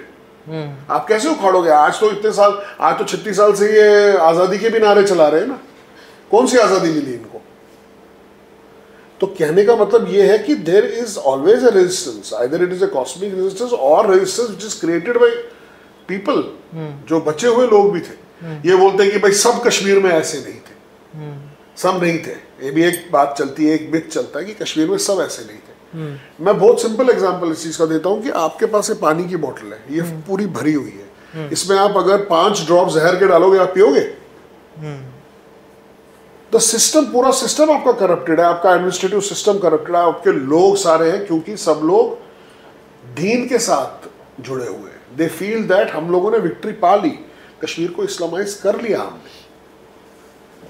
ये कोई मजाक का खेल नहीं है। कश्मीर जो है उसमें ग्लोबल मुस्लिम ब्रदरहुड से लेके, इजिप्ट से लेके, दुनिया भर के जितने वहाफी और सलाफी कल्ट्स हैं, सबकी नजर थी कि कश्मीर अगर इस्लामाइज हो जाता है पूरा, जो हुआ है, ऐसा नहीं है नहीं हुआ है। हिंदू रिक्त कश्मीर तो इस्लामाइज है ना, अभी 99% 100% उन्हीं की अब आबादी है वहां पे। आप उन्हीं को कश्मीर को कर रहे हो ना, आपने सिर्फ जम्मू नाम के लिए जोड़ा हुआ है, तो आप बोलते हो कि भाई 78 लाख 1 करोड़ मुसलमान और यहाँ पर भी तो 40-45 लाख हिंदू है। तो आप वहां से इंडिया के नाम पे कोई भी चीज नहीं करा सकते other than the benefits which they are reaping Kashmir के अंदर। सर, अब जब अपनी दादी माँ की कहानी सुना रहे थे, मैं बस ये जानने की कोशिश करूँगी, जब कश्मीर पंडित अपने घर से निकले तो उनके जो घर, मंदिर और जो हेरिटेज साइट थे, वो अभी कुछ हैं या पूरे सारे कुछ तबाह हो गए? देखो, उन्होंने तो पूरी कोशिश की कि उनको जला दिया जाए, उनको लूट दिया जाए, उनको तबाह किया जाए, बट इसमें कुछ ऐसा हुआ कि जो कुछ हमारे मंदिर हैं जिसमें आर्मी वहाँ रहती है, जिस पे आर्मी ने अपना ठिकाना बिठा, वो बचे, बाकी सब खत्म है। छोटे गांव के मंदिर सारे खत्म। हमारे गांव के 3 मंदिर थे, तीनों मंदिर खत्म है। छोटा गांव है हमारा, ऐसे मेरे नेबर में छोटे मोटे गांव में सब मंदिर सब खत्म है। हर मंदिर में 3-4 हर गांव में 3-4 मंदिर वो सब खत्म है, बट खाली मेजर टेम्पल जैसे वो खीरबानी अभी है या गणपति टेम्पल है, वहाँ आर्मी अभी भी है, वहाँ जा सकते हो। तो जहाँ आर्मी बैठी है, जैसे श्रीनगर मेन सिटी में कुछ मंदिर हमारे बचे हैं, बट लेकिन पुराने जो हमारे मंदिर है वो सब खत्म हो चुके हैं। मतलब ये ऐसे ही हुआ कि जैसे पुराने जमाने में हमारे पास मार्तन टेम्पल, बहुत बड़ा मार्तन टेम्पल, 2 ही सन टेम्पल है हमारे, सन टेम्पल था पूरा, और एक मार्तन टेम्पल कश्मीर में था। तो उसको उस समय वो जो रूलर था सिकंदर बुक्सचुक था, उसने 1 साल तक उसको जलाने की कोशिश की, तब भी पूरा नहीं जला वो। तो वैसा ही इन्होंने इस सेक्युलर इंडिया में किया। दुख तो यही है। कैसे क्या करते थे ये, जो ये जिस तरह के ये मैसिव स्ट्रक्चर्स थे, ये मंदिर थे बहुत बड़े बड़े, सन टेम्पल जैसे की बात है, इनके पत्थरों के नीचे लकड़ियां लगाते थे, लॉग्स ऑफ वुड। जब ये पत्थर गर्म हो जाता है, फिर आप उसके ऊपर पानी फेंकते हैं, वो पत्थर क्रैक हो जाता था। हाँ, तो ये सिस्टम इन्होंने वहां पर, लेकिन मारतंड और ऐसे बहुत सारे मंदिर हैं जिनको इन्होंने 1-1, 2-2 साल तक रेगुलर जलाया, बट वो आज भी वही है। मतलब वो खंडर हो चुके हैं, मंदिर खत्म हो चुके हैं, देवर मैसिव टेम्पल्स, मगर वो खत्म नहीं कर पाए उनको, क्योंकि वो एक अपनी जड़ें बना के बैठे थे वहां। और जैसे राहुल जी ने पहले कहा कि कुछ मंदिरों के नाम चेंज करना चाहते हैं, वो शहरों के नाम चेंज करना चाहते हैं, जब वही होता है ना जब वहाँ पे नहीं होते हैं ना, जैसे शंकराचार्य टेम्पल है हमारा, उसको तख्ते सुलेमान का नाम से देना चाहते हैं, चेंज करना चाहते हैं टोपल जी, ठीक है, शहर श्रीनगर को शहर खास बोलना चाहते हैं। ये कब की बात है? ये अभी की बात है। मुझे याद है हमने यहाँ पे फाइल किया था, हमने उसके लिए भी बहुत स्ट्रगल किया था, जबकि वहाँ पे ऑफिशियली ASI ने लगाया था दिस इज तख्ते सुलेमान, फिर हमने उसके अगेंस्ट प्रोटेस्ट किया था, वो हटा दिया। इसको शंकराचार्य मंदिर बोलो, ये है, तख्ते सुलेमान नहीं है ये गोपादरी पर्वत के ऊपर शंकराचार्य मंदिर है, इसको ऐसे बोला जाए। फिर ASI ने संज्ञान लिया, फिर इंटरवेंशन हुए और वो बाहर ASI का बोर्ड बदला। आपकी J&K टूरिज्म की साइट पे अनंतनाग को इस्लामाबाद ही बोला जाता था, कैलेंडर भी वैसे ही बनते थे। वही होता है जब आपका जो माता चक्रेश्वर, एक शारिका माता का एक बहुत बड़ा शक्तिपीठ है, उसको उनने कोहे मारान बोला। They are all these Persian names, invaded names करके, ताकि 50 साल 40 साल में खत्म हो जाएगा ना, उसको कौन बोलेगा फिर शंकराचार्य मंदिर, वो तख्ते सुलेमान बोलेंगे। फिर बोलेंगे यहाँ पर एक आता था, एक इनका कोई फकीर था, उसकी कब्र है यहाँ पर, ये यहाँ पर आया था, इसीलिए इसका नाम तख्ते सुलेमान हो गया। जैसे हमारे सारे पीर बाबा पूरे हिंदुस्तान में है, ये प्रॉब्लम है। वो सब कोई तो रेपिस्ट था, कोई तो वो था, उसका मकबरा बना दिया तो उसका हो गया ये पीर बाबा, और हम सब हिंदू उधर जाते थे, फालतू में जाते। यही हो रहा है ना पूरे हिंदुस्तान में, ऐसा ही हो रहा है ना, यही प्रॉब्लम है। International news media, international media human rights, इस इशू को लेके उनका क्या रिस्पॉन्स था, वो क्या कर रहे थे इस पे? 2009 में ह्यूमन राइट्स का इंटरवेंशन हुआ था कश्मीर के अंदर बहुत स्ट्रांगली, और उस टाइम पे हम लोगों की जो रेजिस्टेंस मूवमेंट थी उसके इंटरवेंशन से और फैक्ट्स को सामने लाने की वजह से ह्यूमन राइट्स ने इसको डिक्लेयर किया कि whatever has happened to the race of Kashmiri Pandits, it is akin to genocide. मतलब जेनोसाइड, जाति विध्वंस जैसी चीज़ इनके साथ हुई है, ये ऑन रिकॉर्ड है। लेकिन दुख की बात यह है कि ये होने के बावजूद भी भारत की सरकार आज भी इसको जेनोसाइड का संज्ञान नहीं देती, दे डोंट रिकॉग्नाइज इट। मैंने आपको पहले एक छोटा रीजन दिया कि आप एक साइड से CA और NRC के लिए लड़ रहे हैं कि आपके आसपास के जितने भी देश हैं वहाँ पर हिंदू अगर खतरे में है तो आप उनको यहाँ पे सिटीजनशिप दे सकते हैं। लेकिन सवाल आता है कि आपके देश का हिंदू खुद ही रिफ्यूजी बन के आपके देश में बैठा हुआ है, आप जब उसको नहीं बचा सकते, उसकी अस्मिता और उसकी आइडेंटिटी को, उसको एम्पावर नहीं कर सकते कल्चरली, सोशली, पॉलिटिकली, तो आप कैसे करोगे? आप कैसे उन लोगों को इंश्योर करोगे कि वो यहाँ पर आके सेफ रहें? यहाँ लाना और ये जेस्चर ही काफ़ी नहीं है ना। आपका एक समाज उखड़ा हुआ है पूरा, और ऐसा तो मेवात में भी हुआ, ऐसा तो कितनी जगह हो रहा है। मतलब हम तो रोज इसके बारे में बात करते हैं तो हमें पता है कि छोटे छोटे कश्मीर कहाँ कहाँ बन रहे हैं, क्योंकि हम उन जगहों में जाते हैं उनको ये समझने के लिए, समझाने के लिए कि कश्मीर में जिस पेड़ को आप सींच रहे हो उसके जो इसकी टहनियाँ हैं, इसकी जो शाखाएं हैं, ये पूरे देश में फैल रही है। क्योंकि कश्मीर में आप उसकी जड़ें नहीं काट रहे, आप उसको अभी भी सींच रहे हो under the garb of development, under the guard of giving lot of grants, under a lot of creating lot of tourism activity। उधर अपॉर्चुनिटी किसके लिए है वो?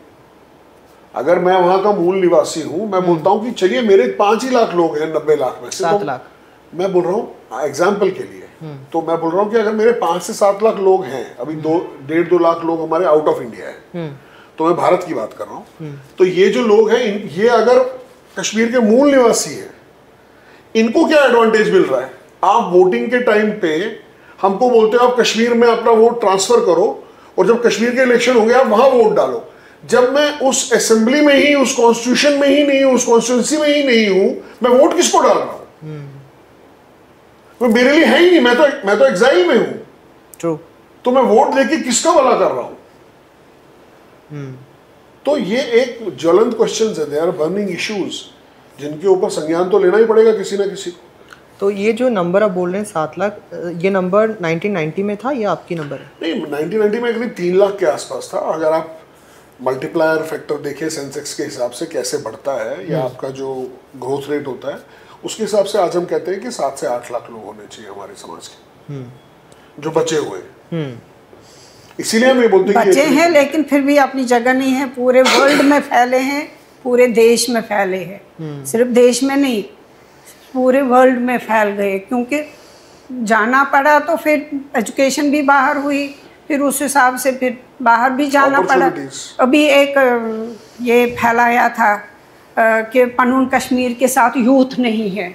मैं बोलती हूँ जब यूथ को खाना है, जब उसको नौकरी करनी है, जब उसको पढ़ना है, वो एक जगह जम्मू पर यूथ कैसे जमा हो सकता है? उसका मतलब वो वहाँ जमा नहीं हुआ, उसका मतलब ये नहीं है कि वो नहीं है, उस जुड़ा नहीं है, वो उस लड़ाई में नहीं है, अधिकार रैली में नहीं है। हमें हमारे बच्चों को अधिकार चाहिए, हमारे बच्चों को अधिकार दे दो। हम तो बड़े हो गए, हम तो जो रोते रोते जैसे तैसे ये करके हो गए, पर उनका अधिकार किधर है? जो अभी 7 लाख कश्मीरी पंडित हैं, चाहे इंडिया में हो या बाहर हो, क्या वो यूनाइटेड हैं? क्या वो सेम मोटिव के साथ अब भी लड़ रहे हैं? दो तरीके से आप इस चीज़ को देखिए। एक होता है यूनाइटेड पर से अगर आप एक जगह पे हो। अभी जम्मू के अंदर आज की डेट में करीब 5 से 6 छोटे बड़े कैंप हैं जिनको इन्होंने माइग्रेंट कैंप नाम दिया है, जिसके खिलाफ हम बात करते हैं। इंडिया पे आप ही माइग्रेंट हैं? हाँ, आप माइग्रेंट हो।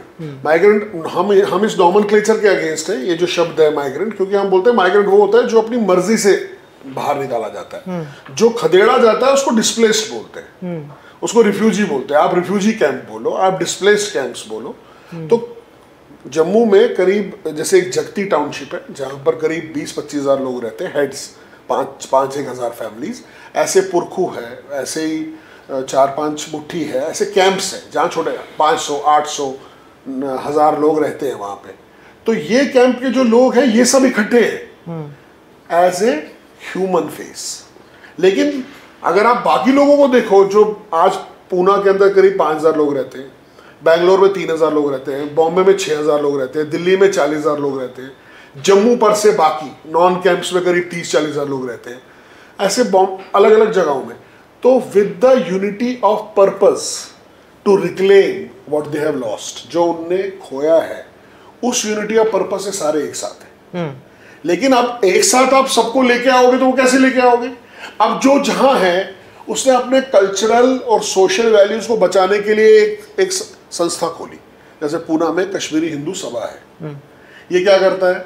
हर महीने की पहले संडे को एक हवन करता है ताकि सब लोग आए। जिस तरह से हम कश्मीर में, जिस तरह से हमारा ये एनलाइटमेंट थी या ये स्पिरिचुअल लाइन पे चलते थे, ये सारे जुड़े, अपने रिचुअल्स को समझो, ये चलो इसमें चलता है। अलग अलग फंक्शंस होते हैं पूरे साल में, जो कैलेंडर में होते हैं, ये वहाँ पे भी लोग बोलते हैं सामूहिक तौर पे मनाओ। यहाँ कश्मीरी हिंदू सभा में ऐसे, दिल्ली में ऐसे, बॉम्बे में, सामूहिक मतलब सब कलेक्टिव में आके आप आओ। तो ऐसे बॉम्बे में, दिल्ली में है। तो ये हम कोशिश कर रहे हैं इसको बचाने की। अब आप बोलोगे कि आपने 50 ऑर्गेनाइजेशंस बना ली, हम किससे बात करें? ये ऑर्गेनाइजेशन का जो पर्पस है वो सेम है। जो सोशल है वो सोशली उस पर काम कर रहा है। लेकिन आप जिस पर्पस के लिए हम निकाले गए उसको एड्रेस तो करो। उस पर्पस के लिए सब लोग खड़े होते हैं साथ में, वो पर्पस से कोई भिन्न नहीं हुआ है। लेकिन आप ऐसा खेल नहीं खेल सकते कि आप बोलो कि ये अब समय के साथ अपनी डेथ इनकी हो जाए। मतलब समय जितना बीतता जाएगा it will die its death. मतलब ये 30 साल, 40 साल, 36 साल हो गए, और 10-20 साल रुको, कितना लड़ेंगे, कितना खड़ा रहेंगे? तो it will die its death, because वो थका रहे हैं। चौथा जनरेशन आएगा। चौथा जनरेशन तो कश्मीर में था ही नहीं, आया ही नहीं। उसने अपने दादा दादी या अपने माँ बाप से सुना, जो माँ बाप भी 6, 8, 10 साल के थे, कि कश्मीर से कनेक्ट है। ये चाहते हैं कि इस अम्बिलिकल कॉर्ड को खत्म कर दे, जैसे 1000 साल पहले सारस्वत ब्राह्मण्स का हुआ। जब कश्मीर से वो निकले जिन भी परिस्थितियों में, आज वो बोलते हैं हम कश्मीर से जुड़े हुए हैं, लेकिन हमको कश्मीर के साथ कनेक्ट ही नहीं है। वो अम्बिलिकल कॉर्ड काट दी गई है। तो हम कहते हैं कि उस नाड़ को बचाना बहुत जरूरी है कश्मीर के साथ। तो जैसे आप की एग्जाइल कॉन्शियसनेस जरूरी है, पलायन की जो पीड़ा में जो आप होती है उसको जिंदा रखना जरूरी है, ऐसे लैंड कॉन्शियसनेस भी बहुत जरूरी है। उस जगह को नहीं आप भूल सकते। आप किसी को प्लेट पे नहीं दे सकते क्योंकि उसने इस्लाम का परचम उठा के उस जगह को इन्वेड किया तो हम बोले कि भाई हमने हाथ में प्लेट में आपको दे दिया। ऐसा तो पूरे भारत में कभी भी होगा। ये तो किसी के साथ भी हो सकता है जो किसी दूसरी स्टेट का हो, कहीं पे काम कर रहा हो, और आप 5-6 हज़ार लोगों को लेके बोलेंगे हमें नहीं तुम चाहिए, तुम यहाँ से बाहर निकलो। क्योंकि यहाँ पर एक इस्लामिक फोर्स बढ़ गया है। ऐसा तो कहीं भी हो सकता है। फिर तो ये तो एनार्की शुरू हो जाएगी ना। ये तो फिर आप यही करते रहोगे, एक पर्टिकुलर फेथ को आप सींचते रहोगे, और जहां मेजॉरिटी सेंटिमेंट है, जो बाय द वे इस सरकार को, आज की सरकार को जिसने बनाया है, ये मेजॉरिटी सेंटिमेंट ने बनाया है ना। बिल्कुल। आपके पास मेजॉरिटी सेंटिमेंट्स के लिए पॉलिसी नहीं है। तो कहने का मतलब है, इस पूरे इंफ्रास्ट्रक्चर के साथ साथ एक छोटा सा कश्मीरी हिंदू समाज है जो ये चेताना चाहता है पूरे देश को कि जो हमारे साथ हुआ ये कल को आपके साथ भी होगा, और ये हो सकता है। आज पूना की भी आपको बात करता हूँ। आप पूना में आए हैं, पूना में कुछ जगहें ऐसी हैं यहाँ पे जिनके बिजली के बिल के ऊपर भी छोटा पाकिस्तान लिखा हुआ है। बिजली के बिल पर छोटा पाकिस्तान। हाँ, उसने जो डेटा अपना फीड किया, XYZ नाम, मोहम्मद इकबाल, इकराम, जो भी, ये मेरा एड्रेस, ये मेरा है, ब्रैकेट में लिखा छोटा पाकिस्तान। डेटा एंट्री वाले ने वो एंट्री मारी, तो बिजली का बिल उसको छोटा पाकिस्तान का आता है। तो उस जगह में 95% मुसलमान है, और जो वहां पर पहले हिंदू थे वो वहां से बाहर निकाल रहे, क्योंकि वो फ्लैटों के अंदर ये लोग आ जाते हैं, तो बगल में फिर वो बकरे लाना, ईद के दिन मारना, लो हिंदू बोलते हैं यार हमसे, बोला तुम्हें बेचना है, बेचो हमें, निकलो यहाँ से। तो अभी हिंदू रिक्त कोंडवा बन रहा है, उस जगह का नाम कोंडवा है। Where is it? Kondhwa, very close by, it's in city. यही है पूना, आपके हमारे यहाँ से 15 किलोमीटर दूर। उधर 98% हड़पसर में भी ऐसा ही हो रहा है। ये माहौल बनाते जा रहे हैं बहुत सारी जगहों पर हो रहा है। जम्मू जैसी जगह के अंदर, जैसे जम्मू का पेरिफेरी है, वो सब अभी बाहर से, अभी रोहिंग्याओं को जम्मू में लाया। क्या बात। 35,000 रोहिंग्या जम्मू में, जिनके लिए शेड बनाया सर, और रोशनी एक्ट के, और बोला रहो वहां पर आप। इस गवर्नमेंट ने? हाँ जी, अभी भी रह रहे हैं। उनको आधार कार्ड बने, अभी राशन कार्ड भी बने। अभी ऑफ लेट उन लोगों ने बहुत बड़ा हंगामा किया था, जहाँ पे उन्हें हिंदुओं को ठोका कि यहाँ पर आके तुम जय श्री राम वगैरह नहीं बोल सकते इस एरिया में। ये जम्मू की हालत है। ऐसे रोहिंग्या तो, आपको बात बताऊं, 1990 से पहले कश्मीर का मुसलमान अगर उसको बोलेंगे जम्मू जाना है, वो डरता था, वो जाता नहीं था। वो 6 महीने में जाना पड़ता है इनको, तब भी वो मर मुर के जाता था। बट 1990 के बाद ऐसा चेंज किया, इन्होंने बोला जम्मू को भी कब्जा करना है, तो पूरा जम्मू की पेरिफेरी में इन्होंने लैंड खरीदे। जैसे अभी ये कह रही थी, रोशनी एक्ट लाया गया, उसमें मुस्लिमों को लैंड दिया गया, तो पूरा जम्मू का बीच में तो हिंदू है, लेकिन आउटर में पूरा बॉर्डर, पूरा बॉर्डर। उसमें महबूबा मुफ्ती ने सिंपल एक लॉ पास किया रोशनी एक्ट के अंदर, जिसमें उसने कहा कि जो ये मुसलमान, गुज्जर, बकरवाल समाज है, नोमैड, ये जितने भी एरिया को, फॉरेस्ट एरिया को कवर करके बोलता है ये उसका है, उसको अलॉट किया जाए।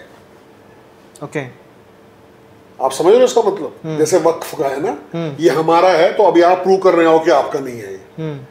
तो वो गुजर बकरवाल जहां जहां से बोलता है ये 20 एकड़ मेरे हैं, मैं इस तरह बकरियां चराता हूं इसके ऊपर, तो ये आपको पेपर बन जाते हैं फॉरेस्ट। और वहाँ फिर सिर्फ गुजर बकरवाल ही नहीं बसे ना, वहाँ ये रोहिंग्या बसे। इन लोगों ने भी लोगों को वहां बसाना शुरू कर दिया, क्योंकि सेफ पैसेज है ना। हाँ, रखना, वोट मिलेगा, वोट मिलेगा ना। जम्मू में जैसे हिंदू पॉपुलेशन क्रॉस करना इजी हो जाएगा ना, बॉर्डर क्रॉस करना इजी हो जाएगा, वोट मिलेगा, बहुत सारी चीजें हैं। तो कश्मीर आज की डेट में एक एपिसेंटर है इस्लामिस्ट माइंडसेट और इस्लामिस्ट इकोसिस्टम का भारत के अंदर। एड्रेस उस इकोसिस्टम को करना है। अभी क्या डेमोग्राफी है वहाँ?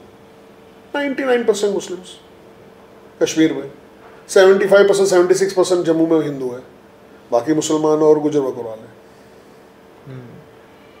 तो जम्मू भी कोई डेमोग्राफिकली कोई ज़्यादा हिंदू बहुल नहीं है, 72-74% के आसपास ही है। वहाँ पर तो पूरा समझ लो वही है सारे जो वहाँ पे रहते हैं। अब तो वहाँ पे यूपी से बरेलवी सारे लोग वहाँ पर आके मदरसे बन गए। अच्छा, अब वहाँ मदरसों की पढ़ाई शुरू हो गई है, हार्डकोर स्टडी। तो कश्मीर को अभी एक अलग सिस्टम बनाना चाहते हैं। ऊपर से they will show that we are not like that, but पूरा इकोसिस्टम इस पर्टिकुलर के ऊपर काम कर रहा है। आप कितने साल से इस मुद्दे पे फाइट कर रहे हैं? 36 साल तो हो ही गए। तो आप जो ये बता रहे हैं कि जो डेमोग्राफी चेंज हो रहा है, जो भी आप चीज़ें बता रहे हैं, ये गवर्नमेंट अवेयर है ये सारे सिचुएशन? ऑब्वियसली है ना, गवर्नमेंट तो अवेयर ही है। अभी 2014 के बाद ये नई सरकार आई है, उसमें 19 में इन्होंने जो हम 91 से कह रहे थे, कश्मीरी हिंदुओं ने सिर्फ उनकी दर्द की स्टोरी नहीं है, उनकी रेजिलियंस के साथ साथ उनकी रेजिस्टेंस की भी स्टोरी है। 91 में समाज के इन्फ्लुएंसर्स जितने हमारे कश्मीरी हिंदू समाज के साथ में जुड़े और उन्होंने कहा कि हमें इस चीज़ को काउंटर कैसे करें, इस चीज़ के लिए एक यूनिफाइड आवाज़ कैसे खड़ी करें, इसका सोल्यूशन क्या है। आप सिर्फ रोते बिलखते नहीं रहोगे ना, आपको ये भी तो बात करनी चाहिए कि मेरे पास क्या ब्लूप्रिंट है मेरे परमानेंट रेजोल्यूशन का, रिहैबिलिटेशन का, वापस जाने का। तो 1991 28 दिसंबर को एक मार्गदर्शन रेजोल्यूशन बना। मार्गदर्शन रेजोल्यूशन में कुछ पॉइंट्स अंकित किए गए जो हमारे गाइडिंग प्रिंसिपल है रिटर्न के लिए, जिसमें उन्होंने पहले कहा कि पहले कश्मीरी हिंदुओं का जो नरसंहार हुआ है इसको रिकॉग्नाइज करो। इसके बाद उन्होंने कहा कि भाई कश्मीर से धारा 370 को ध्वस्त करो, इसमें वो मेन स्ट्रीम इंडिया के साथ जोड़ो। तीसरा उन्होंने बोला कि जिन लोगों जिसकी वजह से ये जेनोसाइड हुआ है, जाति विध्वंस हुआ है, उसके जो कारण है वो लोग, उन लोगों के ऊपर केस चलाया जाए और जस्टिस मिलना चाहिए on the principles of non refoulement and कुछ पॉलिसी, जैसे जहाँ जहाँ पर जेनोसाइड हुआ है उधर कुछ तरह के अप्रोचेस लिए गए। चौथा है कश्मीरी पंडितों की अगर वापसी कश्मीर में सुनिश्चित करनी है, और ये एक बहुत बड़ा ट्रस्ट डेफिसिट है क्योंकि 7 बार ये वापस जा चुके हैं, इन कश्मीर वापस गए हैं ये वापस 1990 के बाद। नहीं 90 तक। हाँ। ये 90 की बात मैं कर रहा हूँ। 90 तक ये आदमी का 6 पलायन हुए, 7वां पलायन 90 अच्छा, में। हाँ वो तब बता दिए थे। हाँ। तो ये 6 बार तो वापस गया ना, वापस रहने के लिए। हाँ। भले ही कुछ समाज का हिस्सा इंडिया में रह गया, रेस्टोरेंट में मेजोरिटी चला गया कि भाई रहना है, हमें जाना है अनकंडीशनली। तो 6 बार तो हमने इंक्लूसिवनेस को बढ़ावा दिया कि नहीं साथ में रहना चाहिए। हाँ। 7वीं बार इन्होंने इंक्लूसिवनेस को ठुकरा दिया। तो हम कहते हैं कि ये ट्रस्ट डेफिसिट है, अभी ये वापस नहीं होना चाहिए। तो हमें कश्मीर घाटी के अंदर आप एक यूनियन टेरिटरी फॉर्म करके दीजिए, कश्मीर घाटी के अंदर एक यूनियन टेरिटरी क्यूरेट कीजिए जिसको सरकार देखेगी, और यहाँ पर जो भी आदमी भारत के संविधान को मानता है वहाँ आके रह सकता है।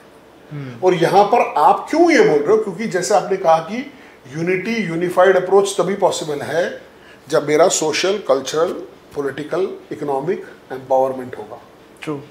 तो वो कैसे होगा? आज अगर 90 से पहले मैं अगर बिखरा हुआ था, हम 3 लाख लोग पूरे 10 डिस्ट्रिक्टों में बिखरे हुए थे, मतलब जहाँ पर अगर किस मोहल्ले में 10 हिंदू लोग रहते हैं, 500 मुसलमानों की फैमिली थी। अगर यहाँ से कॉर्पोरेटर भी खड़ा करना है, मैं तो कॉर्पोरेटर नहीं खड़ा कर सकता क्योंकि मेरे लोग 10 समाज फैमिली वहाँ पर वोट देने जाएंगे, वहाँ से 500 लोग वोट देने आएंगे, तो आप तो कभी जीत ही नहीं सकते।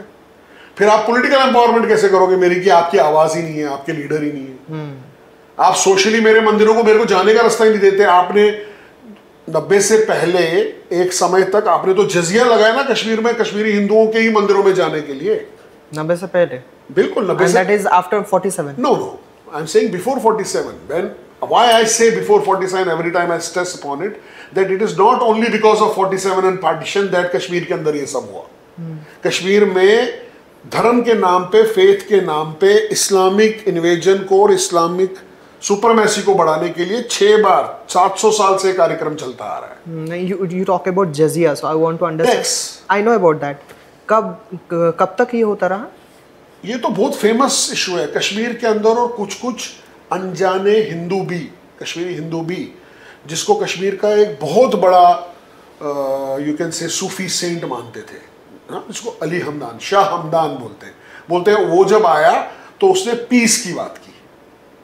Shah Hamdan, he came from Hamdan is a place near Persia, he came to Kashmir. वो भी वहाँ पर एक रूल कर रहा था वहाँ पे, और बोलते हैं वो एरा एक फैलाया गया कि वो जो एरा था वो बहुत पीसफुल था। किसी को ये नहीं मालूम है कि शाह हमदान, अली हमदानी ने एक किताब लिखी। ये क्यों किसी को मालूम नहीं है? क्योंकि वो किताब पर्शिया में लिखी थी, और पर्शियन सब लोग जानते नहीं। ये जब किताब सरफेस हुई, उस किताब का नाम है ज़खीरातुल मुल्क। उसका जब ट्रांसलेट किया, उसके अंदर 20 कमांडमेंट्स ऐसे हैं जो आज की डेट में भी अगर कोई पढ़ेगा, स्पेशली हिंदू, वो खड़ा नहीं रह सकता। खड़ा नहीं रह सकता? मतलब you can not bear it. तो उस टाइम से वो लागू करवाए थे हिंदुओं पे। मगर अगर मुसलमान घोड़े पे चल रहा है तो इस आदमी को नीचे झुकना है। Hindu can not ride a horse, मुसलमान सामने से चल रहा है तो उसको पैसे देना, अगर मुसलमान खाली चल रहा है उसको दूर जाना है तो हिंदू को उसको कंधे पे चढ़ा के लेके जाना पड़ेगा। ये कमांडमेंट्स है जकीरातुल मुल्क के। ये जब ट्रांसलेट हुई तो ये समझ में आएगा। ऐसे ही बेहरिस्तान शाही, ये उसने लिखा जिसने पर्शियन रूल अफगान के टाइम पे जब कश्मीर में राजाओं ने किस तरह का जुल्म किया, उसके कोर्टियर ने ये बेहरिस्तान शाही लिखी है कि किस तरह के जुल्म होते थे। ये हमारे कश्मीर के एक बहुत अच्छे स्कॉलर हैं doctor Kashinath Pandita, he was a Persian scholar, PhD doctorate. उसने पर्शियन से इसको ट्रांसलेट किया तो लोगों को समझ में आया कि उस जमाने में हुआ क्या होगा। कुछ हद तक कलहन ने बात की 12वीं शताब्दी में, कुछ हद तक जोनराज ने जब उसने राजतरंगिणी 2 लिखी उसने बताया, उसने कॉइन किया ये वर्ड। ये स्टालिन वगैरह और लिम्किन वगैरह का वर्ड नहीं है जेनोसाइड। ये कलहन ने लिखा कि कश्मीर में जो होता आया वहां पे 12वीं 13वीं शताब्दी ये जातीय विध्वंस है जिसको आज आप जेनोसाइड बोलते हैं। ये जोनराज लिखता था, Jonaraja has coined it, Lemkin has not coined genocide जो 18वीं शताब्दी में बोलते हैं भाई he is the master of creating a word genocide. तो हम तो इसको भुगतते आए हैं। आज जेनोसाइड विक्टिम को कोई जेनोसाइड की बात करेगा तो हमें क्या बात करेगा। दुख की बात यह है कि 1948 के अंदर जेनेवा कन्वेंशन में, जेनोसाइड कन्वेंशन के अंदर India is a signatory to that genocide convention. इसको थोड़ा एक्सप्लेन करेंगे। जब 1948 में जेनोसाइड का कन्वेंशन हुआ कि जेनोसाइड के जो कानून हैं वो इंटरनेशनली हर एक देश को अपने देश में लागू करने चाहिए, क्योंकि उसके कुछ कोवेनेंट्स हैं। कोवेनेंट्स मतलब 1, 2 स्टेज, 3 स्टेज, 9 स्टेजेस हैं। ये अगर कहीं होता है तो किसी भी समाज का, ये नहीं हिंदू ही, अगर आप यहाँ पर हिंदू समाज मुसलमानों के साथ कुछ कर रहा है तो स्पेसिफिकली कुछ पैरामीटर हैं अगर ये जेनोसाइड के लॉज है इंटरनेशनली, इसको लागू किया जाए। उसमें इंडिया ने बोला हम भी अपने देश में लागू करेंगे। ये 48 में हुआ। 59 में पार्लियामेंट में रेटिफाई किया गवर्नमेंट ऑफ इंडिया ने कि अब प्रत्येक हमारे स्टेट के अंदर जेनोसाइड जो लॉज है वो लागू हो गए।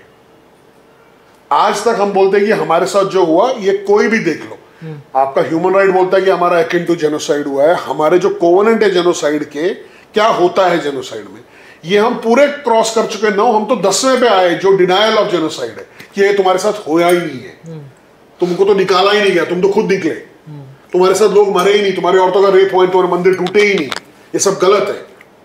वो डिनायल की स्टेज है, हम डिनायल में जी रहे हैं आज। तो इस जेनोसाइड को मान्यता तो दो, क्योंकि ये जेनोसाइड आपका भले वो आयरलैंड का हो, वो जीविश हॉलोकॉस्ट हो, वो रवांडा हो, वो आर्मेनिया हो, इसके अंदर इसके सॉल्यूशन निकले हैं। इनके अलग अलग सॉल्यूशंस निकले हैं इन जेनोसाइड्स के। तो अगर आप उसको मान्यता ही नहीं देना चाहते तो आप किस चीज से घबराते हो। आप तो ये बोल सकते हो कि भाई एक समय तक कांग्रेस एक पर्टिकुलर समाज को ऊपर उठाने के लिए उसके वोट बैंक पॉलिसी के लिए बढ़ावा दे रही थी। फिर अब तो आप आए, आप बोलते हो सबका साथ सबका विकास, तो सब बराबर है, फिर ये भी सही है। लेकिन तो आज की डेट में जो उनने गलती की उसको रेक्टिफाई तो करो कि 59 में रेक्टिफाई होने के बाद भी आपने किया। ये सवाल पार्लियामेंट में उठा। पार्लियामेंट में उस टाइम पे साउथ के MOS थे लॉ मिनिस्ट्री में, उसने बोला हमने जेनोसाइड लॉज को CRPC के अंदर मिक्स किया है। What is that? जो हमारे क्रिमिनल प्रोसीजर्स है ना, criminal CRPC is criminal procedure, जो आपके लॉज है जिसकी वजह से आपको सजाएं डिफाइन होती है। तो हमारे लोगों ने आर्ग्यू किया कि आप CRPC के साथ कर ही नहीं सकते, क्योंकि जेनोसाइड लॉज में जेनोसाइड विक्टिम को पहले पूछा जाता है कि आपको क्या चाहिए। Okay, he is the first person to be asked, आप क्या चाहते हो। आप CRPC है, CRPC बोलता है विटनेस कहाँ है। जब हमने सुप्रीम कोर्ट के अंदर केस फाइल किया, जज बोलता है ये तो 34 साल पुरानी बात है, इसमें तो कोई विटनेस नहीं है, तो हम कैसे करें, तो मतलब खत्म हो गया। तो आप हमारे जेनोसाइड को सरकार ही डिनाई कर रही है। मतलब जो हमारे साथ हुआ, हम मजे के लिए तो बाहर नहीं निकले। कश्मीर के अंदर कोई भूचाल, कोई त्रासदी, फ्लड नहीं आया ना कि हम निकले। It was a reason that we were pushed out of valley. तो आज जब आप CRPC के तहत जाते हो और वो बोलते हैं अभी वो बोलते हैं बीच में कि हम एक SIT बिठाएंगे, स्पेशल इन्वेस्टिगेशन टीम। हमने बोला आप CRPC के अंदर नहीं बिठा सकते, हमारा समाज इसको मान्यता नहीं देता, क्योंकि CRPC विटनेस बेस्ड है। 34 साल में आपका विटनेस ही नहीं है वहां पे कोई की कश्मीरी पंडितों के साथ। आप बोलोगे तो कुछ हुआ ही नहीं, केस क्लोज, एसआईटी ने लिख के दिया। हमने बोला आप जेनोसाइड कन्वेंशन के अंदर एक एसआईटी बिठाओ, उसके अंदर आपके विक्टिम से आपसे पूछा जाता है, जैसे आप मुझसे पूछ रहे हो, I am a genocide victim, you are asking what happened to you, he says that my grandmother was strangled, उसका गला दबाया गया। इनके बोले कि 24 लोगों को कबाली रेड में मारे गए इनके लोग। ऐसे तो हमारे पास कितनी स्टोरियां डॉक्यूमेंटेड है, हमारे पास वीडियो रिकॉर्डिंग्स है। तो वो तो विक्टिम है ना। आज तो नंदीमर्ग का एक सर्वाइवर अभी भी है ना, उसका भी ऑन रिकॉर्ड स्टेटमेंट है, वो भी अभी भी है, दिल्ली में रहता है। वो तो नंदीमर्ग में उसको देखा ना, वो तो 5 साल का बच्चा था। तो आप विक्टिम से पूछते हो, आप विक्टिम को, आप अगर उसको विटनेस बेस्ड करोगे तो फिर हमारे साथ कुछ हुआ ही नहीं। और ये हर एक के लिए पॉसिबल है। हाँ, हम ये बोलते हैं कि if you have to make it a law, तो हमने 2020 के अंदर एक genocide prevention and atrocities bill भी गवर्नमेंट ऑफ इंडिया को प्रपोज की, जो हमारे माने गिरामी जो लॉयर्स थे उनने फ्रेम किया उसको। हमने प्रधानमंत्री तक को दी, हमने गृह मंत्री को दी, हमने 543 एमपीज को दी। कौन सी ईयर की बात है? 2020 कि आप इसके सिग्नेटरी हो, इसको लागू तो करो। उसमें जो उनके कंपल्शंस है वो जाने, क्यों नहीं करा। एक कंपल्शन जो हमें सुनने को मिला कि मिनिस्ट्री ऑफ एक्सटर्नल अफेयर्स इसको नहीं प्रमोट कर सकती क्योंकि CA-NRC आपने खड़ा किया है। अगर आप CA-NRC वर्ल्ड में बात कर रहे हो कि देखो भारत कितना महान है, आप CA-NRC लेके जा रहे हो और बोल रहे हो जहां जिसको तकलीफ है वो इंडिया में सिटीजन बन सकता है, ये लोग तो, ये तो काउंटर हो गया ना। यहाँ तो ये लोग बोल रहे हैं कि हम अपने देश के अंदर रिफ्यूजी है, आप इसको मानोगे तो वहां कैसे करोगे। ये इंटरनल न्यूज कहीं से हमारे पास भी आई कि ये एक कारण है कि इसको नहीं कर सकते। तो आपका सिस्टम जब आपकी खुद धज्जियां उड़ाने पे तुला हुआ हो तो समाज को इकट्ठा होकर खड़ा होकर लड़ना पड़ता है। तो हम बोल रहे हैं कि जैसे हमने आपको बोला, जैसे उन्होंने एक शब्द बोला आपको कुछ देर पहले, Panun Kashmir, Panun Kashmiri, Panun is a Kashmiri word, Panun का मतलब अपना कश्मीर। हमारी ऑर्गेनाइजेशन का नाम पनुन कश्मीर है, अपना कश्मीर। हम बोल रहे हैं कि भाई कश्मीर के अंदर हमारे रिहैबिलिटेशन को रिक्लेम करने के लिए हमें एक जगह कश्मीर में एक कंसोलिडेटेड जगह दे दो।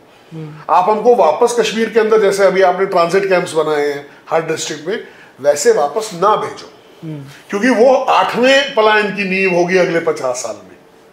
क्योंकि जो भी लोग जाएंगे 5,000, 10,000, 20,000 आज जाएंगे, वो 50 साल में 2 लाख 3 लाख होंगे और वापस ये इशू हो सकता है। क्योंकि इसको कोई डिनाई नहीं कर सकता डेटा को कि 7 बार हो चुका है, 7 बार, एक बार नहीं। And this would be 8 अगर हुआ तो। नहीं, पर हम वहां जाएंगे भी तो रहेंगे कहाँ? आप कैसे रहोगे?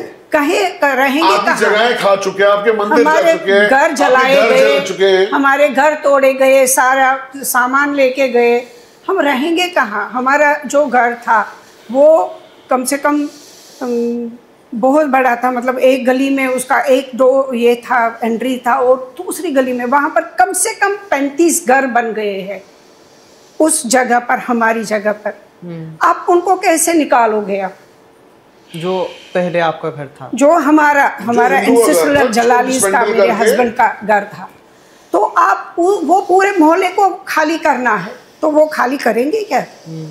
तो हमें कहीं तो जगह चाहिए ना, अगर हम वापस जाना चाहिए हमें तो जगह चाहिए ना रहने के लिए। आप स्मार्ट सिटीज बनाते हो जहां पर 10-10 लाख लोग रहते हैं, 5-5 लाख लोग रहते हैं, ये कितनी बड़ी बात है। आप इसको स्मार्ट सिटी का ही प्रोजेक्ट ले लो ना, हम हेल्प करेंगे समाज को वहां पर अलग अलग एवेन्यूज क्रिएट करने की, भले वो रिटेल साइड में हो, वो IT साइड में हो, एडमिनिस्ट्रेटिव जॉब्स हो, उसमें हम PPP के अंदर काम करके वहां पर उसको बिल्ड करेंगे। लेकिन पॉलिटिकल विल इतना फ्रैक्चर्ड है कि वो बोलता है कि भाई ये बहुत ही छोटा समस्या है, इसको ध्यान मत दो। लेकिन हर एक पॉलिटिकल अप्रोच के टाइम पे, पॉलिटिकल वोट लेने के टाइम पे इसको बेचेगा जरूर। देखिए कश्मीरी पंडितों के साथ क्या हुआ, देखिए इनके दर्द को, देखिए इनको कैसे कश्मीर से बाहर खदेड़ा गया। देखिए आपको भी इसी तरह से बनना है। अगर आप जागोगे, दिखाई नहीं दे रहा है क्या?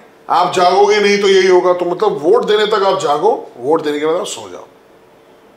तो आपको आपके दर्द को कोई बेच नहीं सकता। We will not allow that to happen. That pain को सिर्फ बेचो, लेकिन सोल्यूशन के नाम पे आप कन्नी काटो। आपको जब समझ में आया कि कश्मीर का सोल्यूशन एक छोटा 370 हटाना है इंटीग्रेशन के लिए, तो आपने हटाया भी, जो हम मार्गदर्शन में 91 से आपको कह रहे हैं कि 370 हटाना पड़ेगा आपको कश्मीर के अंदर, क्योंकि 370 एक सेपरेटिस्ट माइंडसेट को सेक्युलर इंडिया के अंदर, सेक्युलर भारत में एक सेपरेटिस्ट जिहादी माइंडसेट को एक कवर देता है कि मुझे नहीं छू सकते तुम। 76 में 76 में इंदिरा गांधी ने प्रीएम्बल के अंदर सेक्युलरिज्म को ऐड किया कॉन्स्टिट्यूशन में, करेक्ट। 370 के अंदर जेएंडके ने उसको खारिज कर दिया, नेशनल कॉन्फ्रेंस की सरकार ने, सेक्युलरिज्म हम इधर नहीं आने देंगे। इसीलिए आज जब इंडिया का झंडा वहां जलता है तो वहां पर 19 तक, जब तक 370 नहीं था तब तक उसको वो ये नहीं मानते थे कि भाई ये भारत के साथ गद्दारी है। तो 370 के आप तब तक आप सेक्युलरिज्म के अंदर अगर हिंदुओं का गला भी काट रहे हो तो वो तो बोलेंगे हमारे यहाँ सेक्युलरिज्म शब्द ही नहीं है, हम तो कम्युनलिज्म, मतलब हम तो इस्लामिक सेंटिमेंट के ऊपर ध्यान देना है ना हमें, हम सेक्युलरिज्म थोड़ी यहाँ पे चलता है। ये जेएंडके का तो कॉन्स्टिट्यूशन ही अलग था, झंडा भी अलग था। तो 370 को ढाल बनाया और उसके अंदर आपने इतना कॉन्स्टिट्यूशन को मरोड़ दिया कि जिसको अभी ये सुलझा रहे। आप देखो ना, माइनॉरिटी हम थे एक्चुअली कश्मीर में, लेकिन माइनॉरिटी के सारे बेनिफिट वो हम मुसलमान लेके जा रहे थे जब तक 370। वो इस तरह काउंटर कर रहे थे कि टोटल इंडिया की, ऐसा नहीं होता, ऐसा नहीं होता। मैं आपको समझाता हूँ, माइनॉरिटी को आप कभी अभी थोड़ा उस पर रिसर्च करिए। Minority is not about population and the faith what you have. किस रीजन के अंदर, जो हमारा कॉन्स्टिट्यूशन है उसके अंदर माइनॉरिटी की एक डेफिनेशन है, किस रीजन में कौन सा तबका, कौन सा समाज कम मात्रा में है। When you say region, it's a state. I'm talking state होगी ना, स्टेट ही में ही आएगा ना, असेंबली तो स्टेट में आती है।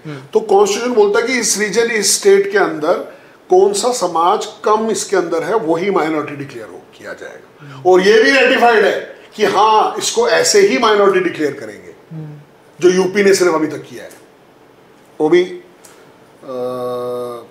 योगी आदित्यनाथ के आने के बाद।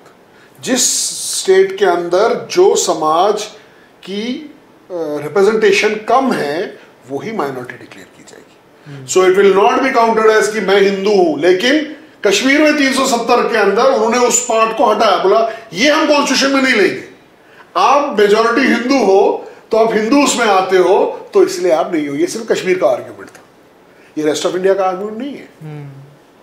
कश्मीर उन्होंने ऐसा किया। मेरे मामा जी की मेडिकल की सीट निकली थी एमबीबीएस की, आज क्लियर हुआ, घर में मिठाइयाँ बटी, सुबह वो वेटिंग लिस्ट नंबर 1 थे, क्योंकि मुसलमान एक जो माइनॉरिटी है उसको वेटिंग लिस्ट नंबर, उसको ऊपर लाया, इसको वेटिंग लिस्ट नंबर 1 किया। Then he studied engineering from Thapar Punjab and he did his engineering and he wanted to be a doctor, he could never be a doctor.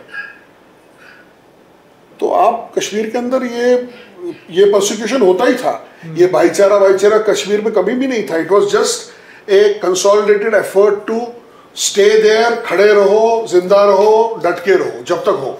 जब गन आया दूसरी साइड में तब हमारे लिए परेशानी बढ़ी। मैम आई नो आपके पास थोड़ा सा वक्त कम है, आपको कहीं जाना है, बट मैं आपसे ये सवाल मतलब जानने की कोशिश करूँगा कि जब आप कश्मीर पे थे तो आपका वहाँ पे कैसा लाइफस्टाइल था, जब आप कश्मीर से निकले तो आपका कैसा लाइफस्टाइल रहा? हमारा पूरा ही लाइफस्टाइल चेंज हो गया। कश्मीर में हम रानियों की तरह रहते थे। हमारे जो पेरेंट्स थे वो अपने घर 3-3, 4-4 मंजिला घर रहते थे, उनमें कमरे कितने रहते थे, एक फ्लोर पर 5-5, 6-6 कमरे होते थे, ऊपर से नीचे तक कितना रहता था। मतलब इतना हमारे पास जगह रहती थी कि हम ठंड में ऊपर के फ्लोर पर जाते थे और गर्मियों में नीचे के फ्लोर में, क्योंकि नीचे फिर ये रहता था, गर्मी मिलती थी। तो ऊपर से नीचे, नीचे से ऊपर हम साल भर में करते रहते थे। इतने बड़े बड़े घर रहते थे, फ्लैट सिस्टम तो वहाँ था ही नहीं, सबके ही अपने घर थे। और अचानक से बिना सोचे समझे, बिना प्लानिंग के, बिना के मतलब उखड़ के आ गए और जम्मू आ गए। जम्मू आने के बाद हमें पहले तो एक मंदिर में जगह मिली, तो वहाँ पर जितने भी आ सकते थे, गीता भवन, वहाँ जितने भी आ सकते थे लोग वहाँ पर साड़ियों के पार्टीशंस होते थे, एक एक दो दो घरों के बीच में। मतलब ये साड़ी बीच में डाली तो एक घर हो गया, फिर दूसरी साड़ी डाली तो एक घर में मान लीजिए 6 लोग फिर उसके बाद टेंट मिल गए, टेंटों में रहने लगे। कुछ लोगों के कुछ रिश्तेदार वहाँ थे जो कुछ कुछ बहुत ही कम थे, उन घरों में एक एक घर में 15-15 घर बस गए। सीढ़ियों पर खाना बनाते थे, मतलब बहुत कुछ। और सबसे बड़ी बात, जो हमारे जो बड़े लोग थे, जो बड़ी जनरेशन थी, उनके हाथ से मैं जो बोला ना, वो रानियों की तरह रहते थे। उनको समझ में ही नहीं आया कि हमारे साथ क्या हो रहा है, ये क्या हो गया। तो उनको घर चलाना भी नहीं आया। अब जो बहुएं थी, जो यंग थी, जैसे हम एकदम, मेरी शादी थोड़े साल पहले ही हुई थी, या जो भी यंग थे उनके हाथ में सब आया। तो वो बेचारे अभी, मतलब उनके दिमाग पर इतना असर हो गया कि वो अभी भी कश्मीर करते ही बेचारे मर रहे हैं, अभी तक भी जो भी जिंदा है। तो सब कुछ हाथ से छूट गया। टेम्परेचर सबसे बड़ी बात, हमारा 30 से आगे टेम्परेचर जाता ही नहीं था। उसमें हम यहाँ पर 46-47 में रह रहे थे। तो हीट स्ट्रोक्स थे, मर रहे थे। पक्के ये भी नहीं थे, जो भी थे टेंट में पक्की दीवारें नहीं रहती है, तो गर्मी तो अंदर ही आएगी। उसी में हमें छोटे बच्चों को बिठाना है, उसी में हमें उन बड़ों को भी उनकी भी देखभाल करनी है। उसी में हमें अपना भी सब कुछ, लेडीज़ के लिए कुछ ज़्यादा ही प्रॉब्लम, हमें बाथरूम जाने को प्रॉब्लम हो जाती थी। सुबह सुबह उठ के कहीं दूर जाते थे, ये होते थे, करते थे, फ्री होके आते थे। तो एक ही चीज़ नहीं थी, कहीं पर लाइट नहीं थी, कहीं पर ये नहीं था, खाने को नहीं था, क्योंकि एकदम से उठ के आए। मैं एक बात बताऊंगी, जो सर्वेंट्स थे, गवर्नमेंट सर्वेंट्स थे, उनके हाथ में थोड़ा बहुत कुछ मंथली पैसा आता था, तो वो चाहे टेंटों में भी रहते थे, उनके हाथ में एक लिमिटेड पैसा था कि वो घर चला लेते थे। अब सोचो, जो छोटे छोटे दुकानों पर थे, जो बिजनेसमैन थे, जो गांव से आए, जिनकी खेती बाड़ियाँ थी, वो कैसे सरवाइव करेंगे? उन्होंने कैसे ज़िंदगी जी होगी? पूरा अच्छा, कोई सामान भी नहीं लाए थे। एक एक बर्तन, छोटे छोटे प्लास्टिक के बर्तनों में, जो हमने कभी सोचा भी नहीं था कि हम प्लास्टिक में खाना खाएंगे या प्लास्टिक में ये करेंगे। तो वो बहुत ही चेंजेस तो बहुत ज़्यादा आई। एक ही चीज़ हमने नहीं छोड़ी, अपने बच्चों को पढ़ाना नहीं छोड़ा। वो हमने, चाहे हम भूखे रहे, एक टाइम भूखे रहे, या जैसे भी हो, क्योंकि हमारे साथ वही एक एजुकेशन ही थी जिसने हमको भीख मांगने नहीं दिया, जो हमने कश्मीर में भी रखा था, और जम्मू आके या कहीं भी गए, जहाँ भी गए, हमने वो छोड़ा नहीं बच्चों को पढ़ाना। क्योंकि हमने उनको कभी भी हथियार टाइप के चीज़ें नहीं दी, हमने उनको कभी गलत चीज़ नहीं सिखाई। आप मेरे को अगर एक भी बंदा दिखाओगे, एक भी कश्मीरी, हम भी जवान, हम में भी जवानी थी। वो बोलते हैं जवान लोग गलतियां करते हैं, जवानी तो हम में भी थी, हम भी तब बिल्कुल यूथ में थे। हमारे जो भी भाई बहन थे, एक भी पत्थर किसी ने मारा हो वो दिखा दो, एक भी मस्जिद तोड़ा हो वो दिखा दो।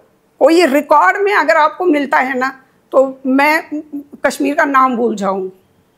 ये तो बड़ी बात होगा ही नहीं, वो हो ही नहीं सकता है कि हमने उनको बिठाया, वो दिखाया। हम उनको संस्कार देते रहे और उनको पढ़ाते रहे। तो जो क्रशिंग जो ये था, पीरियड था, वो हमारी बीच वाली जनरेशन का था। क्योंकि बड़े तो बिल्कुल पगला गए थे, उनको भी संभालना उनको समझ में ही नहीं आता था, और छोटों को तो आगे बढ़ाना ही बढ़ाना था। जिसने ज़्यादा सफ़र किया वो जो उस समय यूथ था, जो यंग जनरेशन थी, उन्होंने बहुत ज़्यादा सफ़र किया है, बहुत ही हद से ज़्यादा सफ़र किया है, खास करके लेडीज़ ने। हम चाहते थे कि हमारे बच्चों का, हम हर त्योहार भी मनाते थे। हम मेरे बच्चे तो 92 में पैदा हुआ, मैं उसको कश्मीरी में जो लोरियाँ गाते थे हम उसको प्रिजर्व करके रखना चाहते थे। लोरियाँ भी कश्मीरी में, मतलब उसकी फिर चॉइस रहती थी, नहीं राम जी राम वनांश से, नहीं वो वाला जो भी मैं उनको उसको 5-6 जो भी लोरियाँ सुनाती थी। ऐसे ऐसे करके लोरी तो एक छोटी सी चीज़ है, हमारे तो कितने ट्रेडिशंस है जो अलग है, जो राहुल जी ने भी बोला हमारे बिल्कुल अलग है। तो क्योंकि हम शिव के साथ ज़्यादा जुड़े हुए, हमारी शिवरात्रि सबसे बड़ा त्योहार रहता है। हम वो शिवरात्रि कैसे मनाते थे, कश्मीर में कैसे मनाते थे, वो तो एक बहुत बड़ा, मतलब उससे बड़ा त्योहार ही नहीं रहता था। और फिर जम्मू में आके हमने वो गिलासों को शिव बनाना शुरू कर दिया। गिलास को ऐसे शिव रखा, छोटे गिलास को ऐसे पार्वती रखा। और जब तक हमने नया चालू किया तब, और हमने कभी सोचा भी नहीं था कि हम वापस नहीं जाएंगे। हमें लगा कि आज है कल जाएंगे, परसों है, क्योंकि पहला 1 साल बच्चों का वेस्ट हो गया। अच्छा अभी ठीक हो जाएगा तो चले जाएंगे, अभी ठीक हो जाएगा। हमने कभी, हमारे दिमाग में ही नहीं था कि ये अभी 36 ईयर्स हो गए और आगे कितना होगा वो पता ही नहीं है हमको, कभी सोचा ही नहीं था। हम तो अभी भी वही स्ट्रगल कर रहे हैं कि हमसे कुछ छूट न जाए, हमसे अपने कोई कल्चर ट्रेडिशन जो भी हमारी धरोहरें हैं वो हमारे साथ रहे। बच्चों को हम वो देते रहते हैं। इवन हमारे बच्चे अगर फॉरेन में भी है, मेरा बेटा भी इंग्लैंड में है, तो हमारा एक शादी से पहले जो शुभ दिन रहता है उस दिन हम एक स्पेशल टाइप की चावल बनाते हैं, वर बनाते हैं। जब उसकी शादी से पहले का वो दिन था, मैंने उसको बोला वो वर बना देना और खुद खा लेना, और उसने बनाया था। उसने फिर वो फोटो भेजा। मतलब वो दूर रह के भी हम कोशिश कर रहे हैं, लेकिन आगे हमसे आगे जो जनरेशन आएगी, आगे जो 2 जनरेशन आएगी, मेरा बेटे ने किया, उसका बेटा करेगा क्या, उसका बच्चा करेगा क्या? अगर हमें घर ही नहीं है तो हम कहाँ तक करें? हमने कितना फेस किया है, शायद मुझे नहीं लगता है कि किसी ने अभी भी जो जगती में रह रहे हैं वहाँ पर उनकी तो बेचारों की उनकी लाइफ कोई लाइफ थोड़ी है।